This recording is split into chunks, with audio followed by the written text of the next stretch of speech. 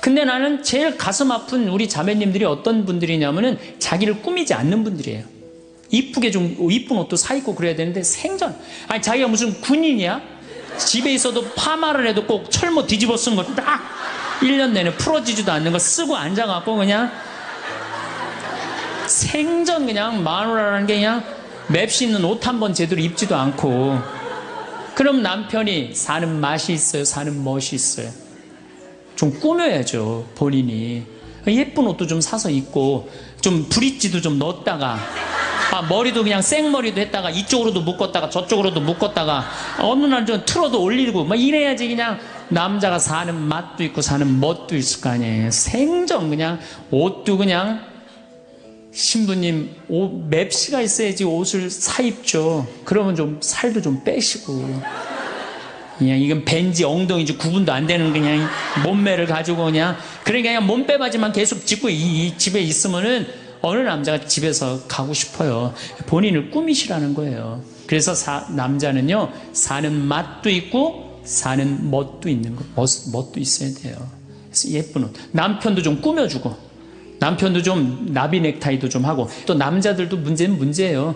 이 남자는 50이 넘어가면 친구가 없어져요. 오로지 방에만 있는 거, 집에만. 근데 여자는 바뀌어, 또 성격이 바뀌고 50이 넘으면 친구가 너무 많아. 그냥 맨날 만나러 나가야 되는데 그냥 이 남자고 여자고 이제 서로 힘든 거죠. 그 또 그냥 50, 60 넘은 남자들은 씻지도 않아. 그냥 냄새 나고 그냥 이러니까 그냥 남편 옆에 가까이 가기도 싫은 거죠. 예. 근데 이 부부가요 서로 애인같이 살아야 돼요. 우리 자매님들 자기를 애인같이 꾸며야 돼요. 그러니까 언제든지 집에서도 깔끔하고 예쁘게 차려입으면 남자가 기분이 좋잖아요. 집도 좀 화분도 좀 예쁜 거 좀 해놓고 여행도 좀 다니고 둘이 공연도 좀 가고 극장도 좀 보러 다니고 이래야지 그냥 사는 맛도 나고 사는 멋도 날 거 아니에요. 근데 우리나라 남자들이 얼마나 말을 못하냐면 이게 진짜로 있었던 일이에요. 65살 먹은 형제님이 꿈을 잘 꾼 거야. 그래갖고 로또를 산 거야, 금요일날. 그래갖고 그냥 가슴이 부풀은 거야. 그냥 부인한테 막 자랑을 한 거야. 내가 꿈을 꿨는데 이거 오늘 된다. 그리고 보통 꿈이 아니다. 막 돼지가 막 수천 마리 왔다 갔다 한 꿈을 꿨는지. 그래갖고 그냥 막 들떠 있는 거야. 그러니까 부인이 콧소리로 한마디 한 거야. 여보, 그 로또 되면 당신 그 돈 뭐 할 거야? 그랬더니 남자가 정색을 하고 그러더래요. 내가 이 로또 되면은 온 세상 사람한테 다 나눠줘도 당신한테는 한 푼도 안 줄 거야. 아니 아직 된 로또도 아닌데 당첨되고 난 다음에 그러면 몰라도 당첨도 안 됐는데 귀양 이렇게 말하면 얼마나 좋아요. 여보, 당신 평생 나한테 시집 와갖고 고생만 했는데 내가 로또 되면 내가 당신 다 줄게. 쓰고 싶은 대로. 아니 당첨도 안 된 로또인데 그렇게 말하면 얼마나 기분이라도 좋아요. 근데 그냥 내가 온 세상 사람한테 다 나눠줘도 당신한테 한 푼도 안 줄 거야. 이게 할 말이에요. 근데 우리나라 남자들이 이런다고요. 다른 형제님들이 마누라 너무너무 이쁘고 좋겠다고 살아봐라야 눈 한번 하얗게 뜨고 하면 그런 독사가 없다. 이런 말 해야 되면은 우리 마누라는 얼굴만 이쁜 게 아니라 마음은 비단이야. 기분이 얼마나 좋아요. 참 고운 말을 못하는 거야. 그냥 온 세상 사람한테 다 나눠줘도 당신한테는 한 푼도 안 준다. 그러니까 이 부인이 너무 열받아갖고 한 달 반 동안 밥을 안 해줬대요. 그리고 진짜 무서운 건 집안에서 폭력이에요. 폭력. 더욱이 남자가 여자를 때리는 건 있을 수 없는 일이에요. 부부가요 때린다는 건 있으면 안 돼요. 아니 여자가 남편한테 결혼을 할 때는 이 험난한 세상 저 힘 있는 남자한테 보호받고 싶어서 결혼하는 거 아니에요? 그렇지 않아요 보통? 그런데 그 남편이 자기를 때린다고 생각하면요 이건 치욕이에요 여자한테는. 그래서 남자가 여자를 때리면 안 돼요. 정말로 이것도 진짜 있었던 일인데 70이 다 돼가는 할머니인데 평생 남편한테 맞으면서 살았대요.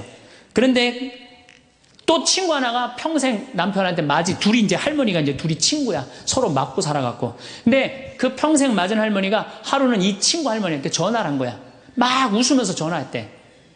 너 뭐가 이렇게 좋아갖고 전화했냐? 그랬더니 우리 남편이 이번에 병원에 갔는데 글쎄 3개월밖에 못 산다고. 나 지금 입을 뒤집어 쓰고 지금 웃으면서 너한테 전화하는 거라고. 이건 너무 불행하지 않아요? 너무 불행하지 않아요? 정말로 자기 부인 아파서 죽는데 따라 죽는 남편도 있는데, 이게 그냥 자기 남편 3개월밖에 안 산다고 이불을 뒤집어 쓰고 막 웃으면서 그냥 전화를 할 정도면 이거 같이 살지 말아야지. 그렇죠? 오늘도 황창현 신부님의 말씀을 통해 행복한 노후를 위한 해안을 얻어가시길 바랍니다. 황창현 신부님의 행복특강 바로 시작하겠습니다. 우리 인간들은 사실은 사랑이 없을 때 외롭죠. 근데 여러분들, 자식이 부모를 사랑하는 게 클까요? 부모가 자식을 사랑하는 게 클까요? 제가 다녀보면요, 다 부모가 자식을 사랑하는 게 크다고 착각하고 있어요. 근데 3살, 4살, 5살 때만 애들에도 누가 더 부모를 사랑하느냐면 자식이 더 부모를 사랑한대요. 왜냐하면 여러분들 3살, 4살, 5살 된 아이들은 누구밖에 없어요? 엄마밖에 없잖아요. 그래갖고 그냥 엄마 치마 붙잡고 그냥 온 데를 다 따라다니잖아요. 근데 엄마는 그때 아이 모임에도 나가야 되고 그냥 여기저기 다녀야 되는데 그냥 딸, 아들이 그냥 계속 매달려 있으면 귀찮아요, 안 귀찮아요? 귀찮을 때 있죠? 그래서 한마디 해도 얜 잠도 없냐고, 좀 가서 좀 자라고. 그래도 그냥 계속. 그러니까 아이가 엄마 아빠를 너무너무 좋아해. 엄마 아빠하고 같이 있고 싶어. 근데 누가 밀어내기 시작하냐면 부모가 밀어내기 시작하는 거예요. 언제까지 밀어내냐면 초등학교 6학년 때까지 계속 밀어내요. 그리고 공부 못한다고 구박까지 해. 밀어내는 것도 모자라서. 그럼 중학교 올라가면 그때부터는 누가 싫어하기 시작해요? 자식이 싫어하기 시작해요. 그래갖고 엄마 아빠를 거절하기 시작해. 근데 엄마 아빠는 똑같은 마음이야. 사랑하는 건 똑같아. 그렇죠? 근데 중학교 올라가면 이놈이 나를 거절하니까 굉장히 섭섭하죠. 그런데 10년 동안 밀어낸 걸 생각해야죠. 10년 동안 같이 아이가 놀아달라고 그럴 때 놀아주고, 매달릴 때 같이 안아주고, 눈 마주쳐주고, 대화해주고, 얘기 들어줬으면은 중학교 올라도 걔는 엄마 아빠 안 미워해요. 그런데 3살에서부터 계속 귀찮다고 그러고 자라고 그러고 그냥 또 때리고 막 공부 못하면 그냥 네가 그냥 내가 널 낳고 미역국을 끓여 먹고 내가 한심하다고 그러고, 그리고 중학교 올라가고 자식이 엄마 막 째려보고 신경질 보고 소리 지르면은 그땐 당황스러운 거예요. 그래서 그런 착각을 하지 마시라는 거예요. 자식이 여러분들을 거절하게 되는 데는 누가 기여를 하는 거예요? 여러분들이 기여를 하는 거예요. 제가 신학교 때 부제 때 매스컴 세미나라는 걸 했는데, 그때 어떤 자매가 와갖고 정말 내 눈물을 찔끔 나게 하는 강의를 한 적이 있어요. 이 자매가 아들이 셋 있었대요. 근데 이제 아들이 셋 있는 집은 항상 둘째가 문제예요. 첫째는 첫째라고 잘해주고 막내는 막내라고 잘해주죠. 그렇죠? 둘째는 항상 소외의식을 느껴요. 항상 피해의식을 느낀다고요. 우리 집에도 아들이 셋 있는데 큰아들은 내가 봐도 저 어머니 아버지가 왜 이해가 안 될 정도로 큰아들한테 잘했어요. 잘못해도 다 감싸 안아주고. 이게 큰아들은 대접받는 거죠. 저는 우리 집 막내였는데 저는 정말로 사랑을 많이 받고 자랐어요. 전 중고등학교 다닐 때 내가 신발을 빨아본 적이 없어요. 형들이 다 빨아줬어요. 왜 빨아줬느냐면 안 빨아주면 어머니 아버지가 혼냈으니까, 막내 신발 빨게 한다고. 그래갖고 그냥 우리 집이 이제 제사를 지내도, 우리 집이 이제 아버님이 장손이라 1년에 어렸을 때 13번, 14번 제사를 지냈어요. 제사를 지내면은 제일 탐나는 게 제사상에 문어다리가 제일 맛있잖아요. 그런데 그냥 큰아들은 큰아들이라고 챙겨주고 막내는 막내라고 알아서 해주는데 둘째 형은 문어다리 차지가 안 가는 거예요. 그래갖고 이제 제사 끝나고 나면 이제 고시리 한다고 그러잖아요. 귀신 마중 나가면은 우리 식구들은 다 나가는데 둘째만 안 따라 나가는 거예요. 왜 안 따라 나가냐면 문어다리 훔치려고. 자기가 훔치지 않으면은 자기 챙겨줄 사람 아무도 없잖아요. 우리 둘째 형은 제사가 지나고 1주일이 지나도 2주일이 지나면 문어다리를 물고 다녀요. 자기 어디다 감춰놨는지 모르는데. 그래갖고 제가 지금 얼마 전에 한 2년 전인가 설날 집에를 갔어요. 마침 설날은 제사를 지내니까 가갖고 물어봤어요. 아직도 둘째 형 문어다리 훔치느냐고 그랬더니 형하고 누나가 오늘도 문어다리가 없어졌다는 거야. 그거 훔친 거지. 그러니까 50이 돼서도 그 어렸을 때 자기가 소외된 거, 피해의식을 보상받고 싶은 거예요. 근데 이 집에 이제 아들이 이제 중학교 3학년, 초등학교 6학년, 초등학교 3학년 세 아이가 있었대요. 근데 마침 그날은 초등학교 6학년 둘째 아들만 집에 있었대요. 그래서 이 자매님이 남편한테 여보, 둘째 아이 좀 데리고 목욕탕에 데려가서 목욕 좀 시키라고. 그래갖고 아빠도 집에 있으니까 둘째 아들 이제 목욕을 시킨다고 목욕탕에 들어갔대요. 근데 5분이 지났는데 남편이 얼굴이 새빨개져갖고 막 뛰쳐나왔대. 옷도 제대로 안 입고. 당신 왜 애 목욕시키라고 했더니 왜 뛰쳐나오냐? 당신 먼저. 여보, 내가 목욕을 하러 들어갔는데, 저놈이 이상한 말을 한다는 거예요. 그래서, 무슨 말을 하느냐고? 아니, 나도 벗고, 이제 자기도 이제 둘째 아들도 옷을 벗었는데, 딱 옷을 벗었는데, 둘째 아들이 눈을 똑바로 뜨고 아버지한테 그러더래요.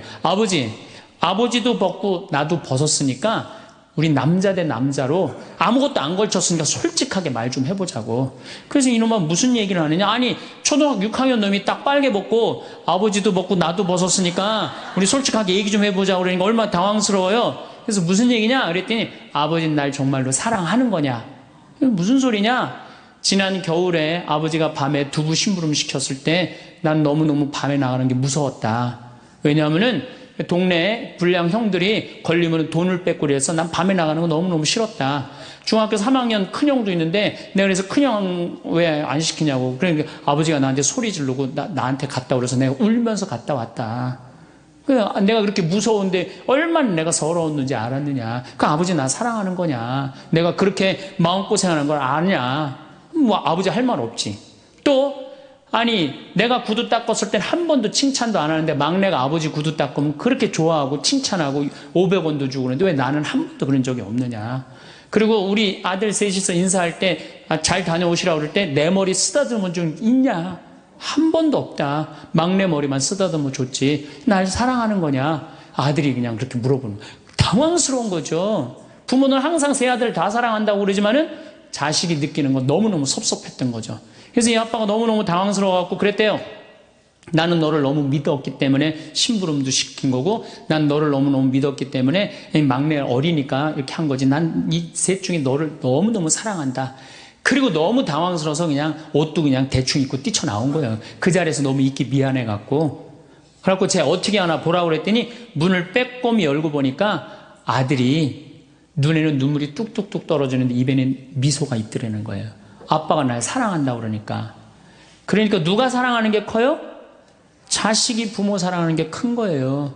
그 사랑을 부모가 까먹고 자꾸 자식한테 못되게 하는 거죠.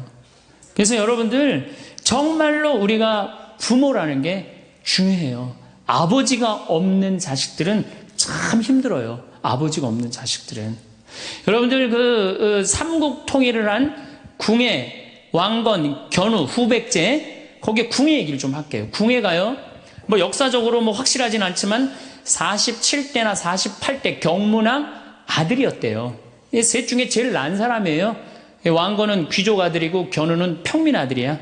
근데 궁예는 왕의 아들이었어요. 근데 아버지 없이 자랍니다. 아버지 없이 자라요.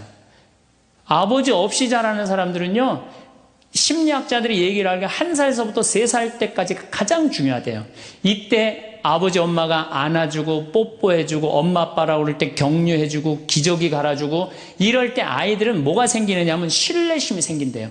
세상은 믿을 만한 데다. 그리고 그냥 아이가 막 걸을 때 옆에서 박수 쳐주고 걸음 뛸 때 그럼 아이들이요, 그 굉장히 심리적으로 안정감을 준다는 거예요. 그런데 이때 아버지가 없는 아이들은 심리적으로 굉장히 불안하다는 거예요. 여러분들, 이 아빠가 아이들 이 목마 태워주면은 애들 좋아해요, 안 좋아해요? 좋아하죠? 그런데 아빠 키가 1m 70이고 애가 50cm면 2m 20이에요. 그 꼭대기에 올라가고 또 애는 아빠 머리를 잡고 막 깔깔깔 까르르 넘어가지 않아요? 좋아갖고 아빠 머리를 잡고 걔는 무의식 속에 이런 생각을 갖는데요. 세상은 이렇게 높아도 믿을 만한 데다. 이 든든한 아버지가 있으니까. 그런 믿음이 생긴다는 거예요. 그런데 궁예는 그랬던 경험이 한 번도 없었던 거야. 그러니까 나중에는 사람을 의심을 하기 시작하는 거예요. 의심하기 시작하는 거예요. 그래갖고 나중에 관심법이라는 걸 개발해요. 그래갖고 네가 의심하는지 안 의심하는지 내가 안다. 그래갖고 그냥 신하들도 그냥 의심도 안 하는데 너 의심한다고 그러고 죽이고, 결국 누구까지 죽여요? 자기 부인하고 아들까지 죽여요. 그리고 마지막으로 쓸쓸한 최후를 맞이해요. 신부님, 나는 우리 남편이 일찍 죽어갖고 우리 애들 그냥 혼자 키웠는데 너무 섭섭합니다. 아버지 없이도 훌륭하게 자라는 사람 간혹 있어요. 그게 누구냐면 오바마가 아버지 없이 자라잖아요. 할머니 손에서 얼마나 훌륭해요. 그렇죠? 그러나 일반적으로 보면은 그렇다는 거예요. 아버지가 굉장히 중요한데, 근데 슬픈 거는 우리나라는 아버지가 있어도 없는 것 같아요. 아버지가 있어도. 애는 학원 다니냐고 그냥 정신 팔려가고 아버지는 돈 번다고 해갖고 서로 사랑을 쌀 시간이 없는 거. 서로 사랑을 쌀 시간. 여러분들 자식들이 세상 살아가기 힘들다 하더라도 그 든든한 아버지가 있는 자식들은요, 극복해 나가요. 든든한 아버지가 있는 자식들은. 또 요한복음 17장 하느님 아버지와 얼마나 깊은 사랑으로 묶여 있는지 잘 보여주는 구절이 있어요. 아버지, 세상이 생기기 전에 제가 아버지 앞에서 누리던 그 영광으로 이제 다시 아버지 앞에서 저를 영광스럽게 해주십시오. 그리고 이어서 이렇게 말씀하십니다. 아버지, 아버지께서 제 안에 계시고 제가 아버지 안에 있듯이 그들도 우리 안에 있게 해주십시오. 난 이 구절을 보면요, 가슴이 떨려요. 여러분들 자식 중에 아버지한테 아버지 안에 내가 있고 내 안에 아버지가 있어, 이렇게 말하는 자식들이 있어요? 그런 고백을 할 수 있는 자식이 몇 명이나 될까요? 아버지 안에 내가 있고 내 안에 아버지가 있다. 예수님은 이렇게 아버지를 사랑했던 거예요. 의로우신 아버지, 세상은 아버지를 알지 못하였지만 저는 아버지를 알고 있습니다. 저는 그들에게 아버지 이름을 알려주었고 앞으로도 알려주겠습니다. 아버지께서 저를 사랑하신 그 사랑이 그들 안에 있고 저도 그들 안에 있게 하려는 것입니다.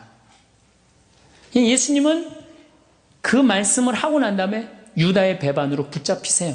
그러니까 예수님은 활동 시작할 때부터 아버지 얘기 시작해갖고 마지막 끝날 때까지 아버지 얘기한 거야. 아버지하고 이야기를 하는 거를 멈추지 않으십니다.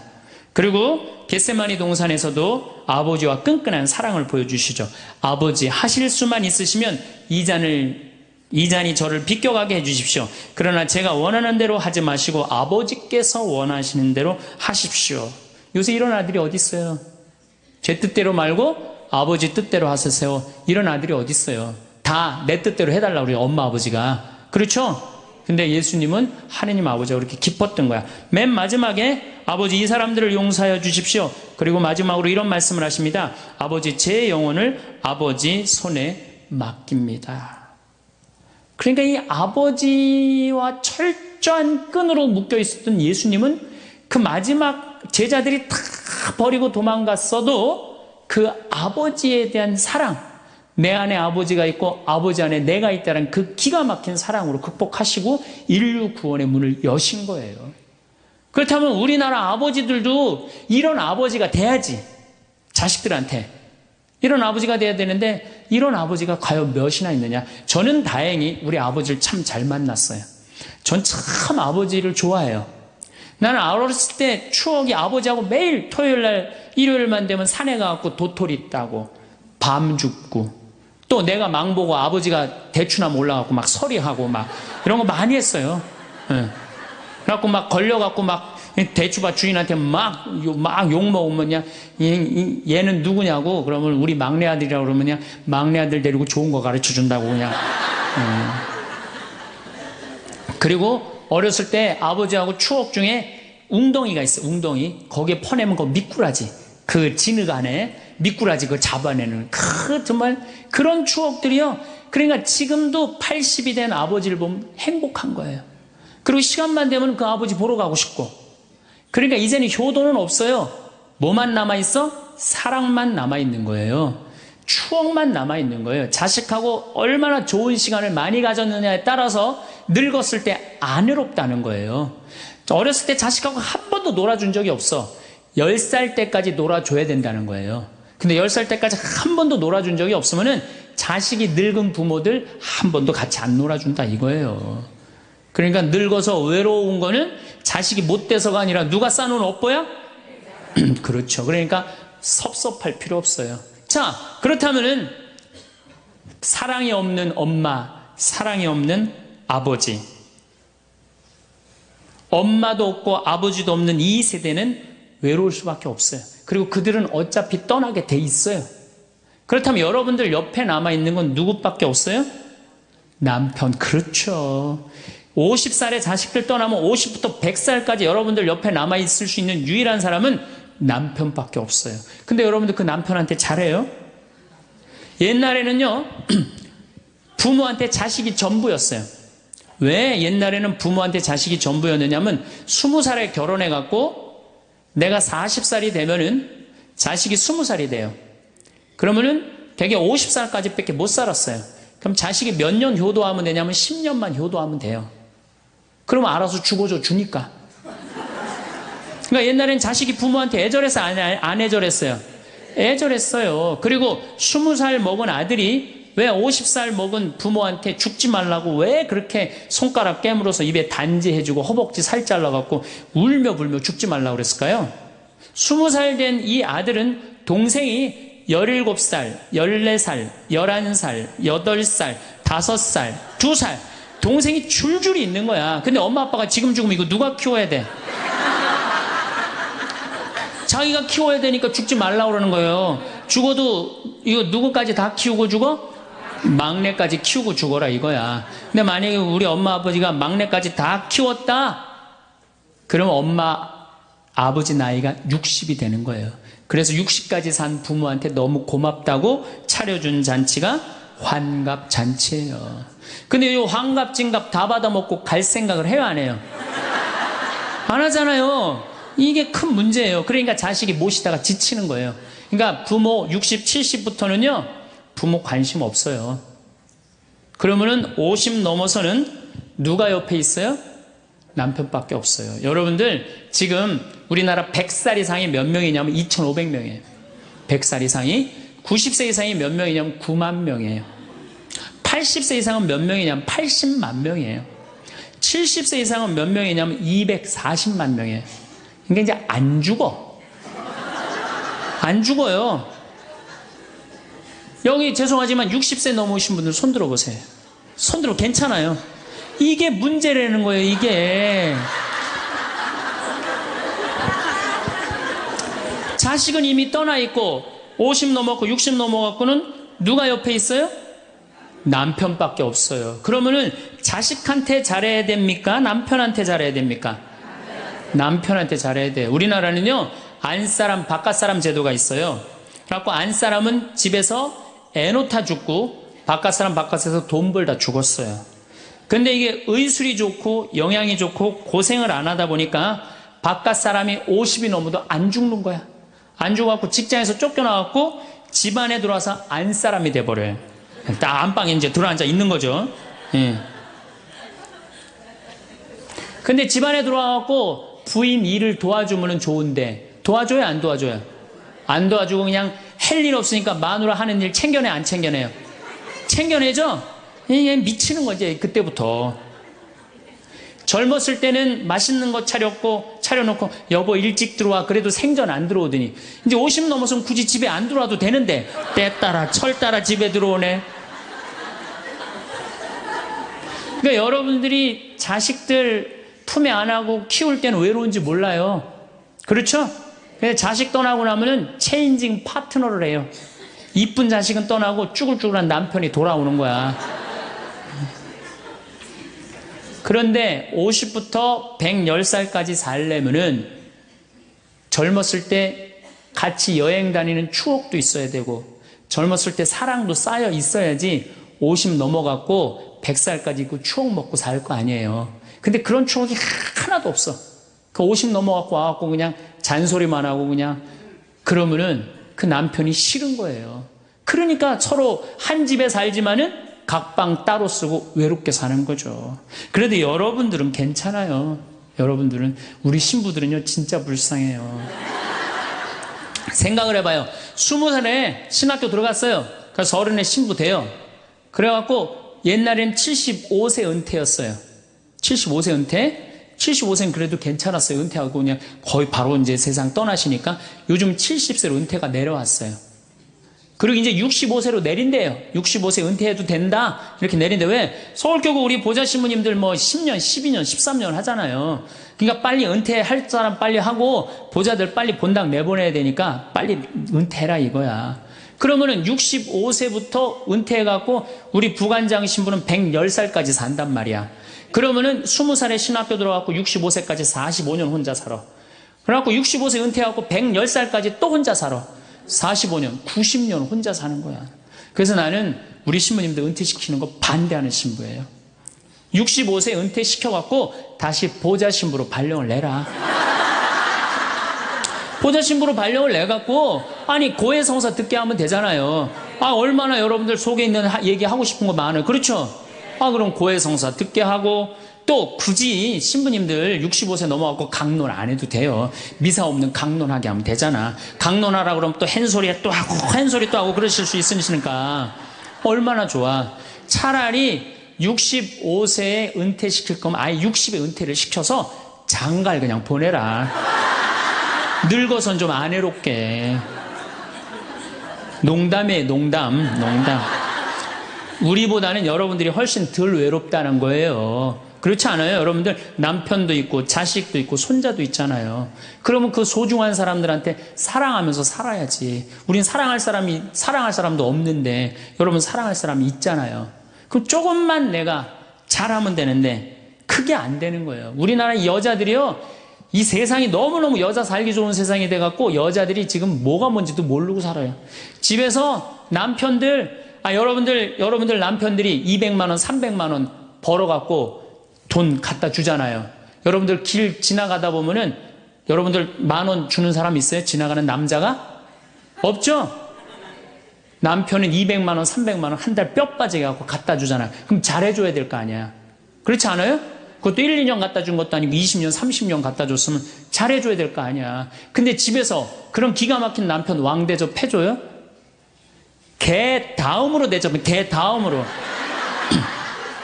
집에 마누라 자식 먹여 살린다고 이마가 땅바닥에 닿도록 인사하고 다니는 거예요. 여러분들 남편들 다 나가면 그래요.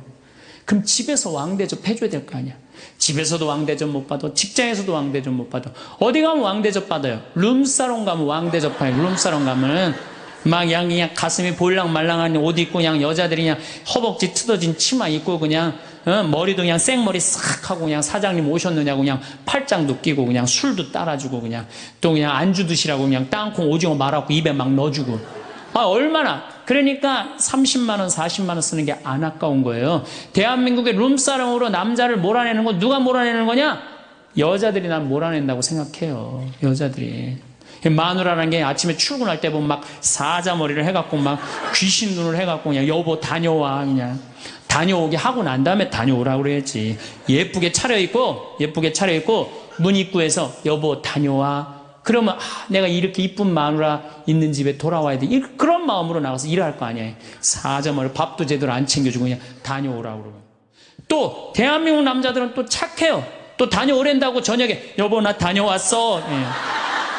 근데 아직도 그냥 사자머리를 하고 그냥 텔레비 보고 앉아있으면 어느 남자가 집에 들어가고 싶겠어요. 그렇지 않겠어요? 그래서요, 사람은요, 부부는요, 사는 맛이 있어야 돼요. 사는 맛이. 50이 넘으면요, 남자가 테스토스테론은 없고 에스트로겐만 있어요. 여성 호르몬이 자꾸 나와요. 그래서 성적인 능력이 사라져요. 성적인 능력이 사라지니까 50 넘은 남자들은 무슨 낙으로 사느냐면 먹는 낙으로 사는 거예요. 먹는 낙으로. 그냥 50만 되면 말하는 거 좋아하고 먹는 거 좋아한단 말이야.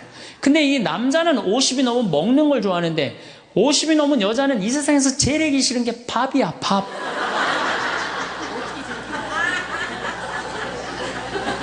그러니까 그냥 둘이 사는데 왜 김치찌개를 끓여도 한솥 끓여. 그냥 하기 싫으니까 귀찮으니까 한솥 끓여갖고 그냥 다음날 아침에 그냥 그거 졸여갖고 아침상에 올려놓고 그냥 저녁엔 또 오늘같이 하루 피정하고 저녁에 이제 여보 나 저녁 집에 가서 먹을게 그러면 또 그거 볶아갖고 저녁상에 또 올려놓고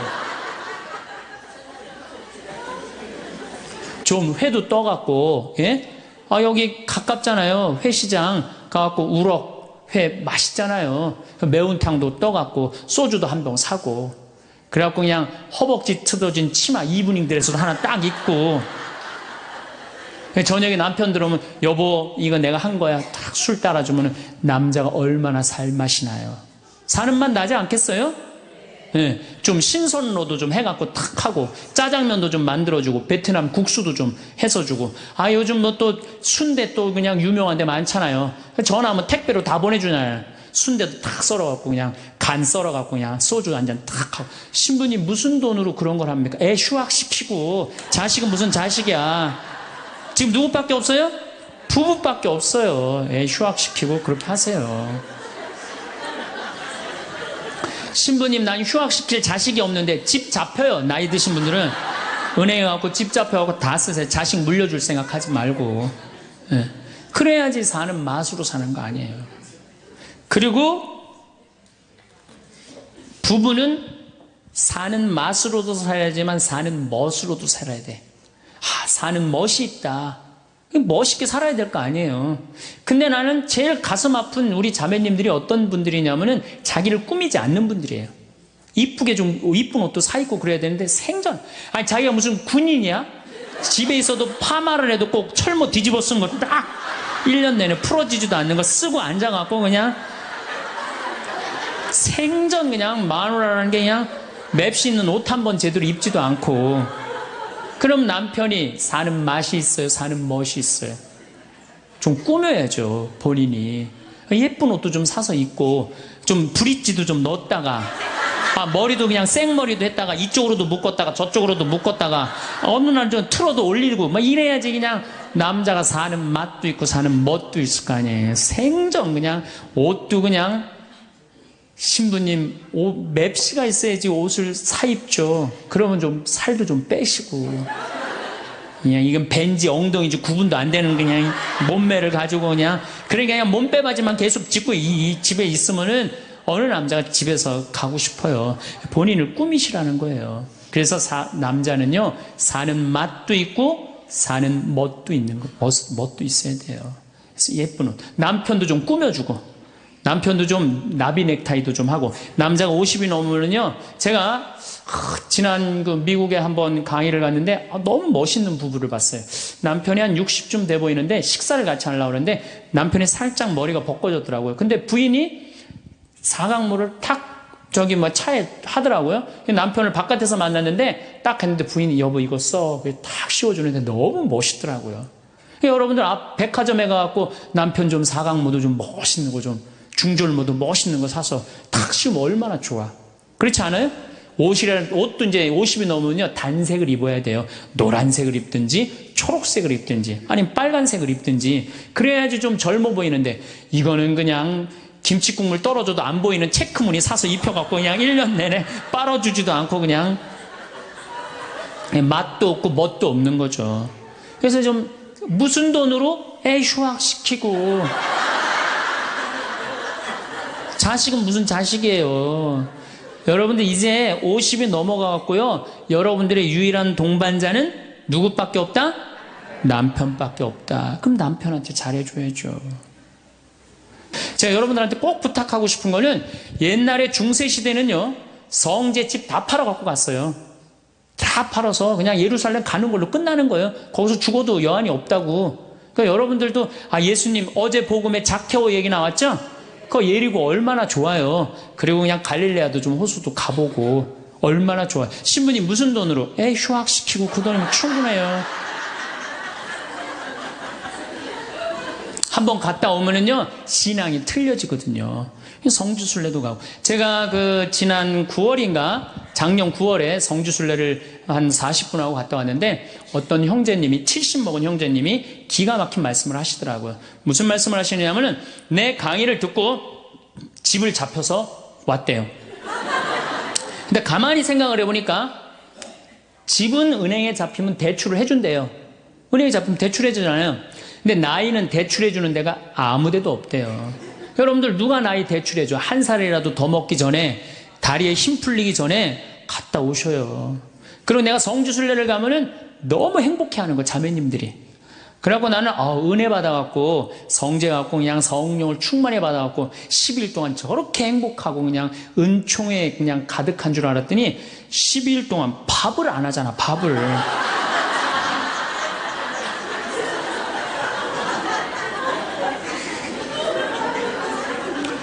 남편 부부는 맛도 있고 멋도 있어야 되지만 기도 살려줘야 돼. 남편 기도 살려줘야 돼요. 50이 넘어갖고 남편 기 살려줄 사람이 직장에서 기가 살겠어요? 사회에서 기가 살겠어요? 본인이 기가 살겠어요. 유일하게 기 살려줄 수 있는 사람은 누구밖에 없어요? 부인밖에 없어요. 부부가 50이 넘으면요, 자식들 떠나고 둘만 덩그랗게 집에 남아서 50년을 같이 살아야 돼요. 말을 정말로 남편 즐거운 말, 남편 좋은 말, 우리 남편 아직도 알통 튼튼하다, 우리 남편 아직도 어깨가 그냥 대유평 평야 같다, 이런 말 해주는 게 중요한 거예요. 그런데 그냥 말을 진짜 못해. 내가 2000년 역사상 말 진짜 못하는 놈 한 놈 알고 있어요. 어떤 놈 진짜 말 못하느냐면은 십자가상, 예수님 십자가 위에 매달렸을 때 왼편의 강도, 진짜 말 못하는 놈이에요. 그놈 이제 십자가 매달렸어, 너무 아파, 자기도 이제 죽기 일보 직전이고 옆에 구세주라는 사람도 옆에 있단 말이야. 그러니까 그냥 이 사람이 막 분이 치밀었나 봐요.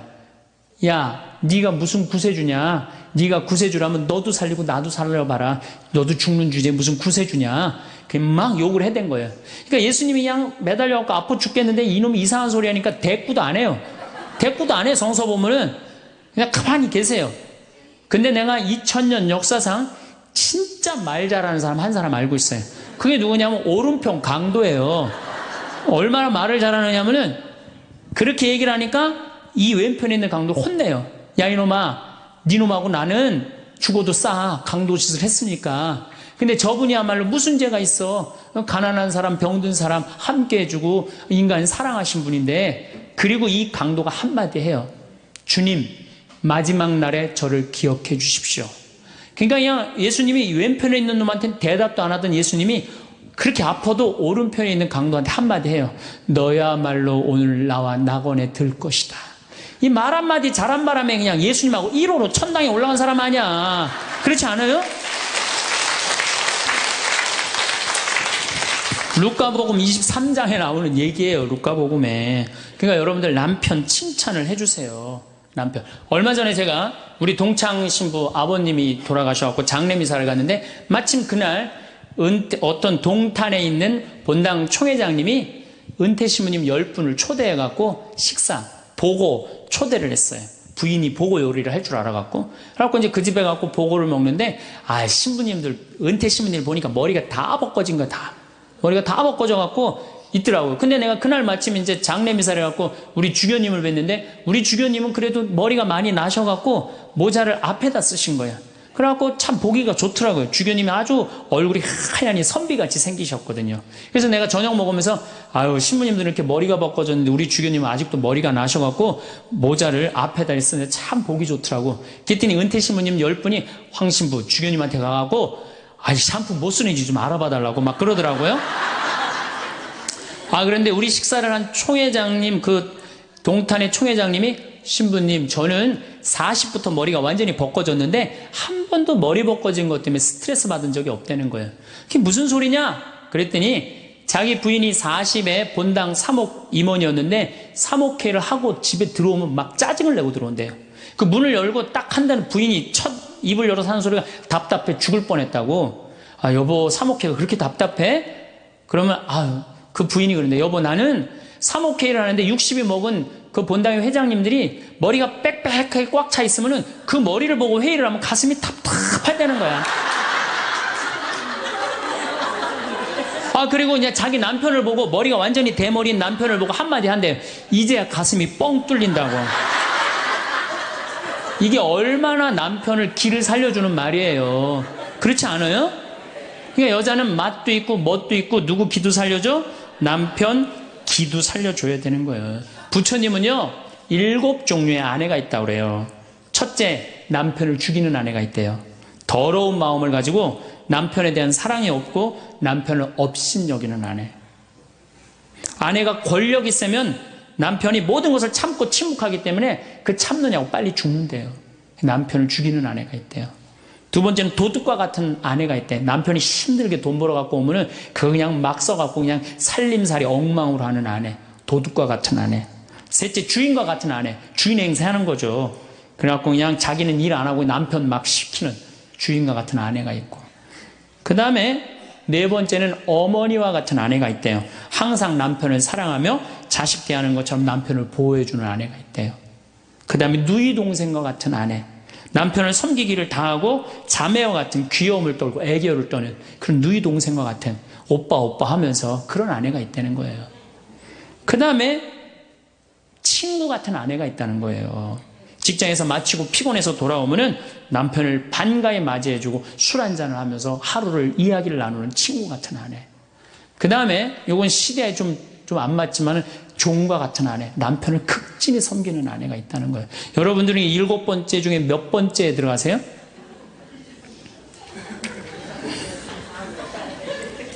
아무것도 아니에요? 이 7번째 아무것도 아니면 큰일인데.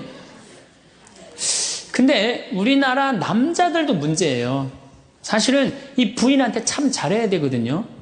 자기 믿고 따라온 사람이 얼마나 귀하게 해야 돼. 근데 우리나라 남자들 참 부인한테 말 못해요. 정말 이쁘다고 말 한마디 해주면 얼마나 좋아. 여자는요 1년 365일 365가지 방법으로 이쁘다는 소리를 듣고 싶어 한대요. 오늘같이 이렇게 태양이 찬란한 날은 여보 저 찬란한 태양처럼 당신 오늘 너무 이뻐. 그리고 비가 촉촉하게 오면 여보 당신 촉촉한 비처럼 이뻐. 어떤 방법을 써서라도 이쁘다는 말하면 여자는 행복하다는 거예요. 그리고 요리를 해주면 맛있다고 먹으면은 김치찌개 이렇게 맛있는 김치찌개 먹을 수 있는 사람은 세상은 나 하나밖에 없다고. 이렇게 정말로 이런 말을 해줘야 되는데 생전 뭐 맛있다 맛없다 그런 말 안 하면은 여자가 밥할 맛 나겠어요? 안 나죠? 그럼요. 그리고 한 30년 밥 얻어먹었으면 이제 설거지는 해야지. 그렇게 얻어먹어서 설거지는 해야지. 양심 있는 거 아니야? 그렇지 않아요? 여자는 언제 행복하냐면 남편이 자기 살림을 도와줄 때 행복하다고 그러더라고요. 내 얘기를 듣고 어떤 형제님이 17년 동안 설거지할 생각을 한 번도 안 했대. 17년 동안. 그래갖고 이제 내 얘기를 듣고 이제 자기도 이제 해봐야 되겠다. 그렇게 생각을 하고 저녁에 여보 당신 반찬하냐고 애쓰고 밥하냐고 애썼으니까 내가 설거지 해줄게. 앉아서 텔레비 봐. 그랬더니 부인이 그러더래요. 2번 청소하게 하지 설거지하게 하지 말고 그냥 가만히 있으라고 그러더래요. 그래서 이 남편이 그랬대요. 아니야 내가 오늘 해보고 싶어서 그래. 그리고 설거지를 했대요. 그리고 이제 그 형제는 미사 해설하러 성당에 갔는데 메시지가 왔대요. 여보 나는 오늘 당신이 한 설거지 지금 다시 하고 있어. 하지만은 오늘처럼 행복한 날은 없어. 17년 결혼 생활 중에 오늘처럼 행복한 날은 없어. 고마워. 내 살림살이를 도와줘서. 그 메시지를 형제님이 나한테 보냈어요. 신부님 요 조그마한 거 이렇게 행복할 수 있는데 내가 왜 이제까지 안 했는지 모르겠다고. 그러니까 우리 정말 부인한테 정말로 자매님들한테 서비스 해줘야 돼. 이제는 서로를 사랑해야 돼요. 서로를 사랑하고 아껴줘야 돼요. 그러니까 여러분들 남편한테 잘하세요. 또 여기 있는 우리 형제님들 누구한테 잘해요? 그래도 나이 먹어갖고요. 여러분들 지금 신부님 난 도저히 우리 남편하고 못 살 거예요. 지금 바꿔봐야 거기서 거기에요. 지금 바꿔봐야. 자, 남자하고 여자하고 얼마나 서로를 이해를 못하느냐 하면은 남자는 하루에 2,000마디만 하면은 말 끝난대요. 근데 여자는 하루에 6,000마디를 해야 된대요.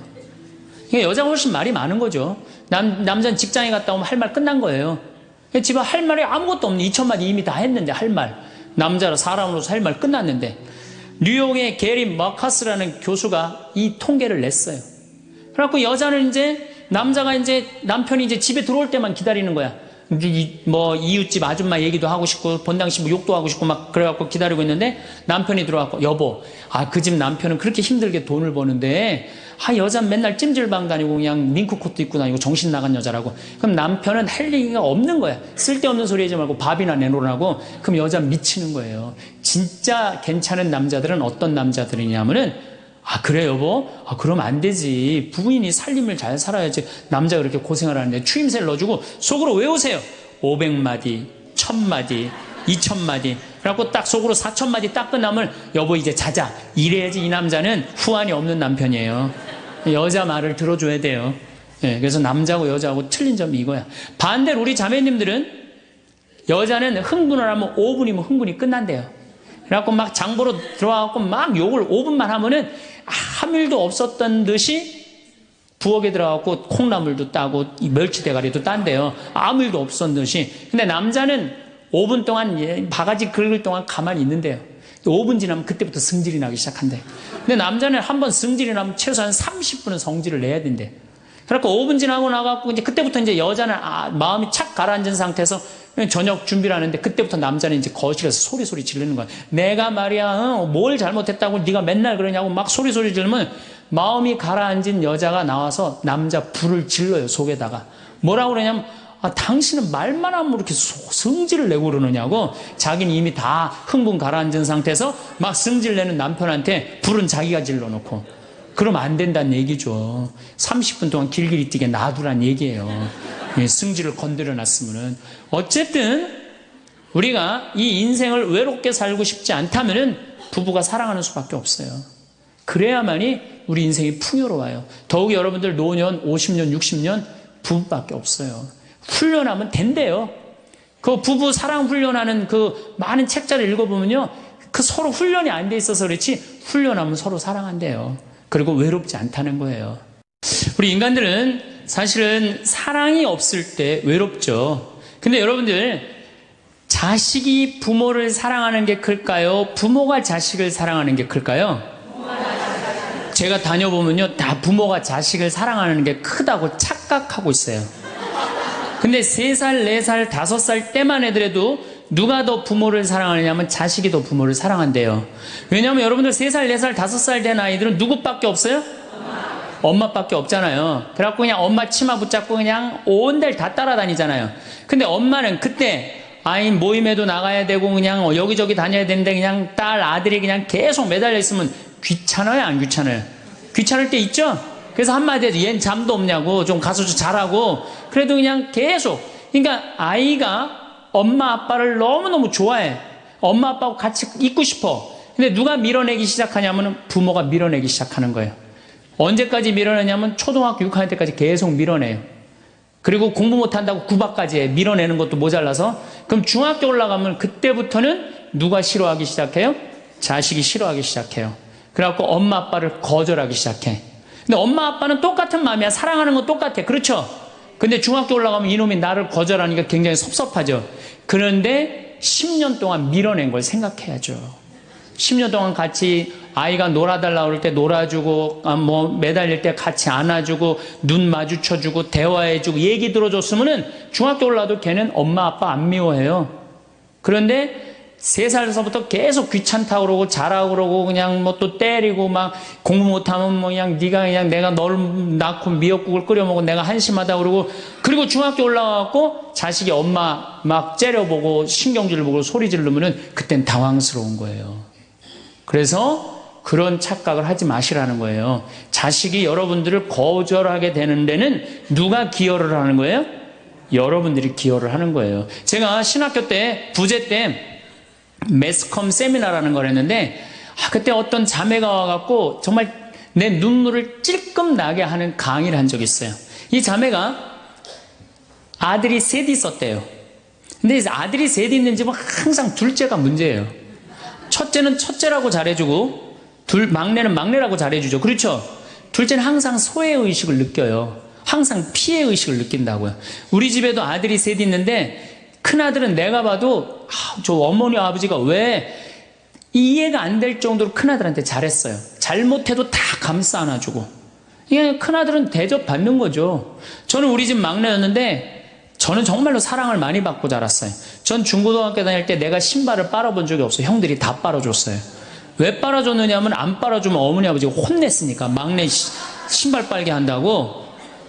그래갖고 그냥 우리 집이 이제 제사를 지내도, 우리 집이 이제 아버님이 장손이라 1년에 어렸을 때 13번, 14번 제사를 지냈어요.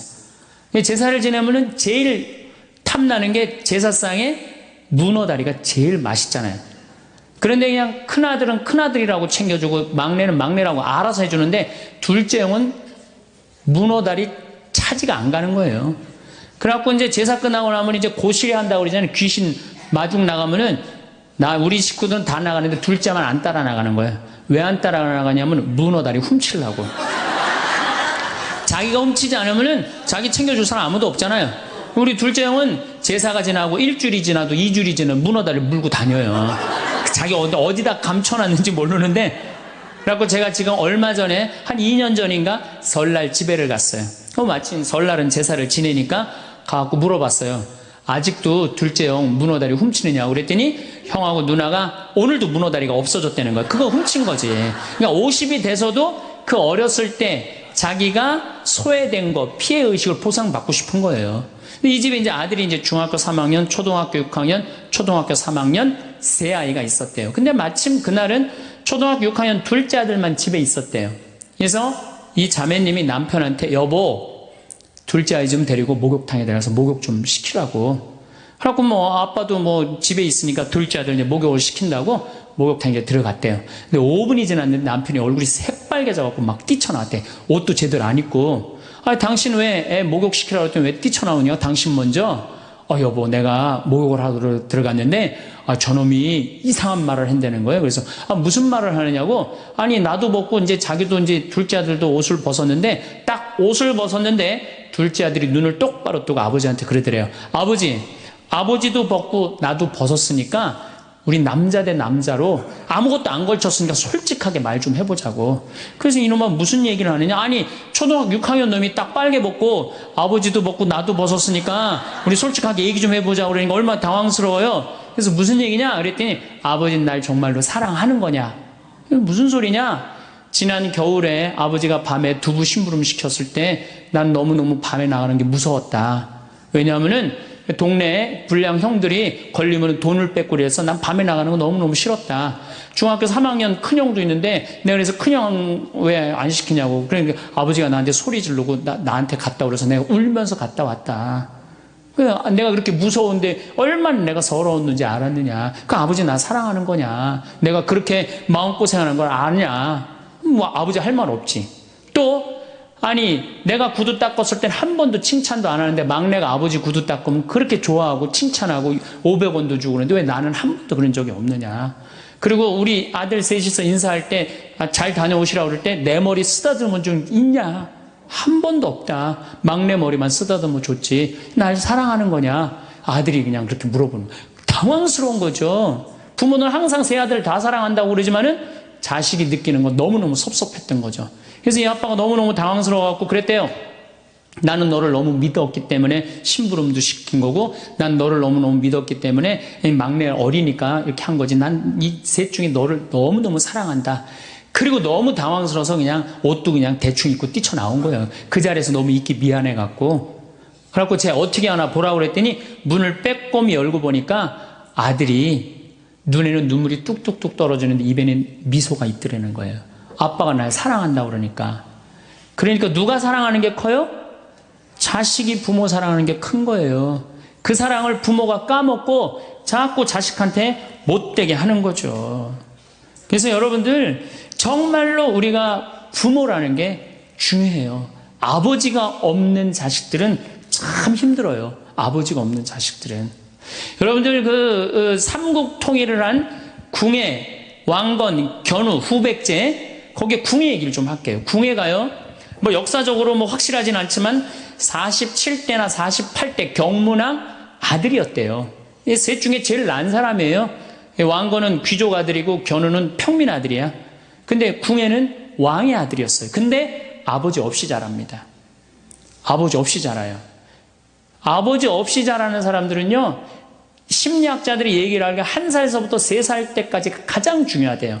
이때 아버지 엄마가 안아주고 뽀뽀해주고 엄마 아빠라고 그럴 때 격려해주고 기저귀 갈아주고 이럴 때 아이들은 뭐가 생기느냐면 신뢰심이 생긴대요. 세상은 믿을 만한 데다.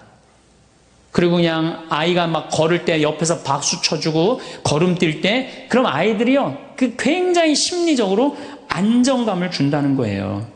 그런데 이때 아버지가 없는 아이들은 심리적으로 굉장히 불안하다는 거예요. 여러분들, 이 아빠가 아이들 이 목마 태워주면은 애들 좋아해요, 안 좋아해요? 좋아하죠? 그런데 아빠 키가 1m 70이고 애가 50cm면 2m 20이에요.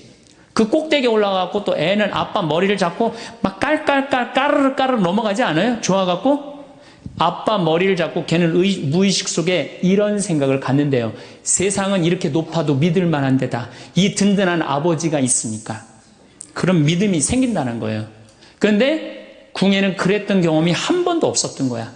그러니까 나중에는 사람을 의심을 하기 시작하는 거예요. 의심하기 시작하는 거예요. 그래갖고 나중에 관심법이라는 걸 개발해요. 그래갖고 네가 의심하는지 안 의심하는지 내가 안다.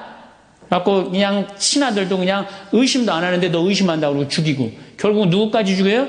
자기 부인하고 아들까지 죽여요. 그리고 마지막으로 쓸쓸한 최후를 맞이해요. 신부님, 나는 우리 남편이 일찍 죽어갖고 우리 애들 그냥 혼자 키웠는데 너무 섭섭합니다. 아버지 없이도 훌륭하게 자라는 사람 간혹 있어요. 그게 누구냐면 오바마가 아버지 없이 자라잖아요. 할머니 손에서 얼마나 훌륭해요. 그렇죠? 그러나 일반적으로 보면은 그렇다는 거예요. 아버지가 굉장히 중요한데, 근데 슬픈 거는 우리나라는 아버지가 있어도 없는 것 같아요. 아버지가 있어도 애는 학원 다니냐고 그냥 정신 팔려가고 아버지는 돈 번다고 해갖고 서로 사랑을 쌀 시간이 없는 거. 서로 사랑을 쌀 시간. 여러분들 자식들이 세상 살아가기 힘들다 하더라도 그 든든한 아버지가 있는 자식들은요, 극복해 나가요. 든든한 아버지가 있는 자식들은. 또 요한복음 17장 하느님 아버지와 얼마나 깊은 사랑으로 묶여 있는지 잘 보여주는 구절이 있어요. 아버지, 세상이 생기기 전에 제가 아버지 앞에서 누리던 그 영광으로 이제 다시 아버지 앞에서 저를 영광스럽게 해주십시오. 그리고 이어서 이렇게 말씀하십니다. 아버지, 아버지께서 제 안에 계시고 제가 아버지 안에 있듯이 그들도 우리 안에 있게 해주십시오. 난 이 구절을 보면요, 가슴이 떨려요. 여러분들 자식 중에 아버지한테 아버지 안에 내가 있고 내 안에 아버지가 있어, 이렇게 말하는 자식들이 있어요? 그런 고백을 할 수 있는 자식이 몇 명이나 될까요? 아버지 안에 내가 있고 내 안에 아버지가 있다. 예수님은 이렇게 아버지를 사랑했던 거예요. 의로우신 아버지, 세상은 아버지를 알지 못하였지만 저는 아버지를 알고 있습니다. 저는 그들에게 아버지 이름을 알려주었고 앞으로도 알려주겠습니다. 아버지께서 저를 사랑하신 그 사랑이 그들 안에 있고 저도 그들 안에 있게 하려는 것입니다. 예수님은 그 말씀을 하고 난 다음에 유다의 배반으로 붙잡히세요. 그러니까 예수님은 활동 시작할 때부터 아버지 얘기 시작해갖고 마지막 끝날 때까지 아버지 얘기한 거야. 아버지하고 이야기를 하는 거를 멈추지 않았습니다. 그리고 겟세마니 동산에서도 아버지와 끈끈한 사랑을 보여주시죠. 아버지, 하실 수만 있으시면 이 잔이 저를 비껴가게 해주십시오. 그러나 제가 원하는 대로 하지 마시고 아버지께서 원하시는 대로 하십시오. 요새 이런 아들이 어디 있어요? 제 뜻대로 말고 아버지 뜻대로 하세요. 이런 아들이 어디 있어요? 다 내 뜻대로 해달라고 그래요, 엄마 아버지가. 그렇죠? 근데 예수님은 하느님 아버지가 그렇게 기뻤던 거야. 맨 마지막에 아버지, 이 사람들을 용서하여 주십시오. 그리고 마지막으로 이런 말씀을 하십니다. 아버지, 제 영혼을 아버지 손에 맡깁니다. 그러니까 이 아버지와 철저한 끈으로 묶여 있었던 예수님은 그 마지막 제자들이 다 버리고 도망갔어도 그 아버지에 대한 사랑, 내 안에 아버지가 있고 아버지 안에 내가 있다는 그 기가 막힌 사랑으로 극복하시고 인류 구원의 문을 여신 거예요. 그렇다면 우리나라 아버지들도 이런 아버지가 돼야지. 자식들한테 이런 아버지가 돼야 되는데 이런 아버지가 과연 몇이나 있느냐. 저는 다행히 우리 아버지를 참 잘 만났어요. 전 참 아버지를 좋아해요. 나는 어렸을 때 추억이 아버지하고 매일 토요일날 일요일만 되면 산에 가갖고 도토리 따고 밤 죽고, 또 내가 망보고 아버지가 대추나무 올라가고 막 서리하고 막 이런 거 많이 했어요. 예. 그래갖고 막 걸려갖고 막 대추밭 주인한테 막 욕먹으면 얘는 누구냐고 그러면 우리 막내 아들이라고 그러면 그냥 막내 아들 데리고 좋은 거 가르쳐 준다고 그냥. 그리고 어렸을 때 아버지하고 추억 중에 웅덩이가 있어. 웅덩이. 거기에 퍼내면 그 미꾸라지, 그 진흙 안에 미꾸라지 그 잡아내는 정말 그런 추억들이요. 그러니까 지금도 80이 된 아버지를 보면 행복한 거예요. 그리고 시간만 되면 그 아버지 보러 가고 싶고. 그러니까 이제는 효도는 없어요. 뭐만 남아있어? 사랑만 남아있는 거예요. 추억만 남아있는 거예요. 자식하고 얼마나 좋은 시간을 많이 가졌느냐에 따라서 늙었을 때 안 외롭다는 거예요. 어렸을 때 자식하고 한 번도 놀아준 적이 없어. 10살 때까지 놀아줘야 된다는 거예요. 근데 10살 때까지 한 번도 놀아준 적이 없으면은 자식이 늙은 부모들 한 번도 같이 안 놀아준다 이거예요. 그러니까 늙어서 외로운 거는 자식이 못 돼서가 아니라 누가 싸놓은 업보야? 그렇죠. 그러니까 섭섭할 필요 없어요. 자, 그렇다면은 사랑이 없는 엄마, 사랑이 없는 아버지, 엄마도 없고 아버지도 없는 이 세대는 외로울 수밖에 없어요. 그리고 그들은 어차피 떠나게 돼 있어요. 그렇다면 여러분들 옆에 남아있는 건 누구밖에 없어요? 남편. 그렇죠. 50살에 자식들 떠나면 50부터 100살까지 여러분들 옆에 남아있을 수 있는 유일한 사람은 남편밖에 없어요. 근데 여러분들 그 남편한테 잘해요? 옛날에는요, 부모한테 자식이 전부였어요. 왜 옛날에는 부모한테 자식이 전부였느냐면 20살에 결혼해갖고 내가 40살이 되면은 자식이 20살이 돼요. 그러면은 되게 50살까지 밖에 못 살았어요. 그럼 자식이 몇 년 효도하면 되냐면 10년만 효도하면 돼요. 그러면 알아서 죽어줘 주니까. 그러니까 옛날엔 자식이 부모한테 애절해서 안 애절했어요? 애절했어요. 그리고 20살 먹은 아들이 왜 50살 먹은 부모한테 죽지 말라고 왜 그렇게 손가락 깨물어서 입에 단지해주고 허벅지 살 잘라갖고 울며 불며 죽지 말라고 그랬을까요? 20살 된 이 아들은 동생이 17살, 14살, 11살, 8살, 5살, 2살 동생이 줄줄이 있는 거야. 근데 엄마 아빠가 지금 죽으면 이거 누가 키워야 돼? 자기가 키워야 되니까 죽지 말라고 그러는 거예요. 죽어도 이거 누구까지 다 키우고 죽어? 막내까지 키우고 죽어라 이거야. 근데 만약에 우리 엄마 아버지가 막내까지 다 키웠다? 그러면 엄마 아버지 나이가 60이 되는 거예요. 그래서 60까지 산 부모한테 너무 고맙다고 차려준 잔치가 환갑잔치예요. 근데 이 환갑진갑 다 받아먹고 갈 생각을 해요, 안 해요? 안 하잖아요. 이게 큰 문제예요. 그러니까 자식이 모시다가 지치는 거예요. 그러니까 부모 60, 70부터는요 부모 관심 없어요. 그러면은 50 넘어서는 누가 옆에 있어요? 남편밖에 없어요. 여러분들 지금 우리나라 100살 이상이 몇 명이냐면 2,500명이에요. 100살 이상이. 90세 이상이 몇 명이냐면 9만 명이에요. 80세 이상은 몇 명이냐면 80만 명이에요. 70세 이상은 몇 명이냐면 240만 명이에요. 그러니까 이제 안 죽어. 안 죽어요. 여기 죄송하지만 60세 넘으신 분들 손 들어보세요. 손 들어 괜찮아요. 이게 문제라는 거예요, 이게. 자식은 이미 떠나 있고 50 넘었고 60 넘어갖고는 누가 옆에 있어요? 남편밖에 없어요. 그러면은 자식한테 잘해야 됩니까? 남편한테 잘해야 됩니까? 남편한테 잘해야 돼요. 우리나라는요 안사람 바깥사람 제도가 있어요. 그래갖고 안사람은 집에서 애 놓다 죽고 바깥사람 바깥에서 돈 벌다 죽었어요. 근데 이게 의술이 좋고 영양이 좋고 고생을 안 하다 보니까 바깥사람이 50이 넘어도 안 죽는 거야. 안 죽어갖고 직장에서 쫓겨나갖고 집안에 들어와서 안사람이 돼버려요.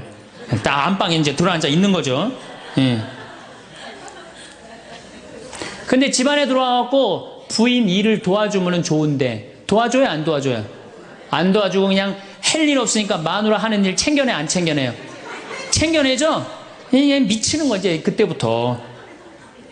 젊었을 때는 맛있는 거 차려놓고 여보 일찍 들어와 그래도 생전 안 들어오더니 이제 50 넘어서는 굳이 집에 안 들어와도 되는데 때 따라 철 따라 집에 들어오네. 그러니까 여러분들이 자식들 품에 안하고 키울 때는 외로운지 몰라요. 그렇죠? 근데 자식 떠나고 나면은 체인징 파트너를 해요. 이쁜 자식은 떠나고 쭈글쭈글한 남편이 돌아오는 거야. 그런데 50부터 110살까지 살려면은 젊었을 때 같이 여행 다니는 추억도 있어야 되고 젊었을 때 사랑도 쌓여 있어야지 50 넘어갖고 100살까지 있고 추억 먹고 살 거 아니에요. 근데 그런 추억이 하나도 없어. 그 50 넘어갖고 와갖고 그냥 잔소리만 하고 그냥 그러면은 그 남편이 싫은 거예요. 그러니까 서로 한 집에 살지만은 각방 따로 쓰고 외롭게 사는 거죠. 그래도 여러분들은 괜찮아요. 여러분들은 우리 신부들은요 진짜 불쌍해요. 생각을 해봐요. 20살에 신학교 들어갔어요. 그래서 30에 신부 돼요. 그래갖고 옛날엔 75세 은퇴였어요. 75세 은퇴? 75세는 그래도 괜찮았어요. 은퇴하고 그냥 거의 바로 이제 세상 떠나시니까 요즘 70세로 은퇴가 내려왔어요. 그리고 이제 65세로 내린대요. 65세 은퇴해도 된다. 이렇게 내린대. 왜? 서울교구 우리 보좌 신부님들 뭐 10년, 12년, 13년 하잖아요. 그러니까 빨리 은퇴할 사람 빨리 하고 보좌들 빨리 본당 내보내야 되니까 빨리 은퇴해라 이거야. 그러면은 65세부터 은퇴해갖고 우리 부관장 신부는 110살까지 산단 말이야.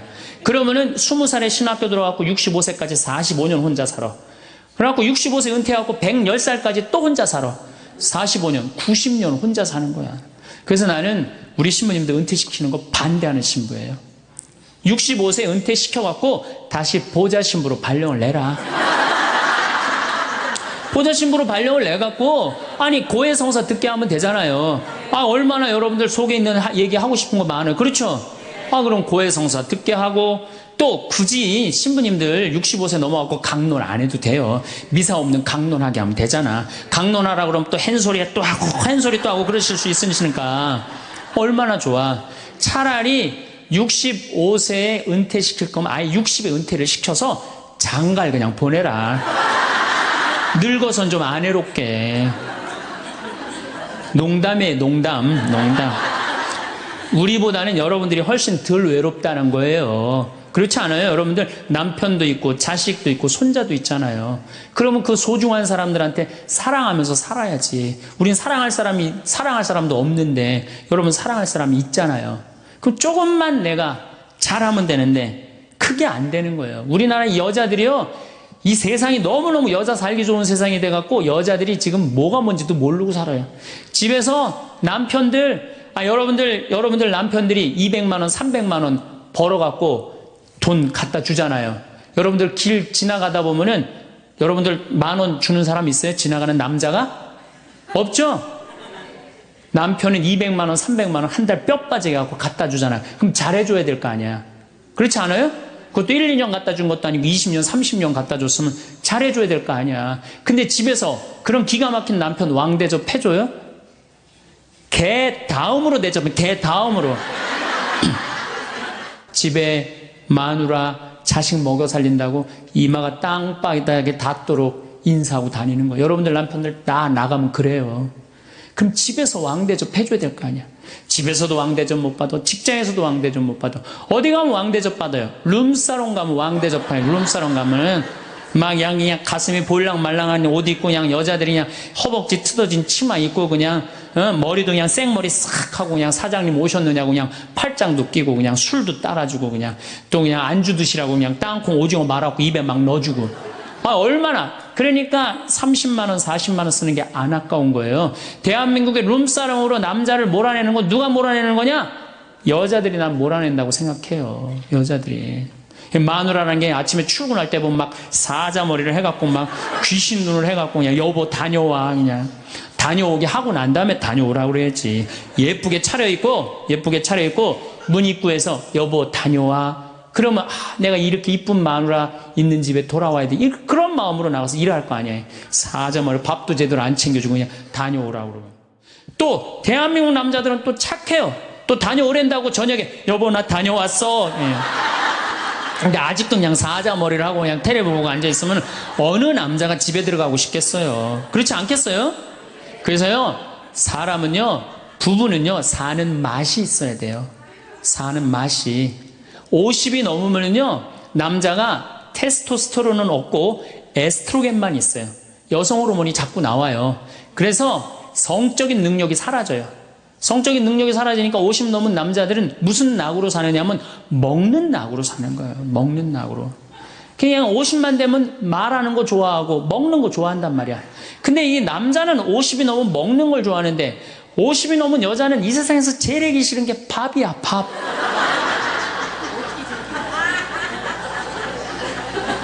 그러니까 그냥 둘이 사는데 왜 김치찌개를 끓여도 한솥 끓여. 그냥 하기 싫으니까 귀찮으니까 한솥 끓여갖고 그냥 다음날 아침에 그냥 그거 졸여갖고 아침상에 올려놓고 그냥 저녁엔 또 오늘같이 하루 피정하고 저녁에 이제 여보 나 저녁 집에 가서 먹을게. 그럼 또 그거 볶아갖고 저녁상에 또 올려놓고. 좀 회도 떠갖고, 예? 여기 가깝잖아요. 회시장 가갖고 우럭 회 맛있잖아요. 매운탕도 떠갖고 소주도 한 병 사고, 그래갖고 그냥 허벅지 틀어진 치마 이브닝 드레스도 하나 딱 입고, 저녁에 남편 들어오면 여보 이거 내가 한 거야 딱 술 따라주면 남자가 얼마나 살맛이 나요. 사는 맛 나지 않겠어요? 네, 좀 신선로도 좀 해갖고 탁 하고, 짜장면도 좀 만들어주고, 베트남 국수도 좀 해서 주고, 요즘 뭐 또 순대 또 그냥 유명한 데 많잖아요. 전화하면 택배로 다 보내주잖아요. 순대도 탁 썰어갖고 그냥 간 썰어갖고 그냥 소주 한 잔 탁 하고. 신부님 무슨 돈으로 그런 걸 합니까? 애 휴학시키고, 자식은 무슨 자식이야.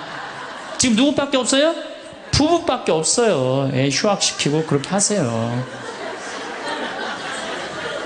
신부님 난 휴학시킬 자식이 없는데 집 잡혀요. 나이 드신 분들은 은행에 가고 집 잡혀가고 다 쓰세요. 자식 물려줄 생각하지 말고. 네. 그래야지 사는 맛으로 사는 거 아니에요. 그리고 부부는 사는 맛으로도 살아야지만 사는 멋으로도 살아야 돼. 사는 멋이 있다. 멋있게 살아야 될 거 아니에요. 근데 나는 제일 가슴 아픈 우리 자매님들이 어떤 분들이냐면은 자기를 꾸미지 않는 분들이에요. 이쁘게 좀 이쁜 옷도 사 입고 그래야 되는데 생전 자기가 무슨 군인이야? 집에 있어도 파마를 해도 꼭 철모 뒤집어 쓴 거 딱 1년 내내 풀어지지도 않는 거 쓰고 앉아갖고 그냥 생전 그냥 마누라라는 게 그냥 맵시 있는 옷 한 번 제대로 입지도 않고. 그럼 남편이 사는 맛이 있어요? 사는 멋이 있어요? 좀 꾸며야죠, 본인이.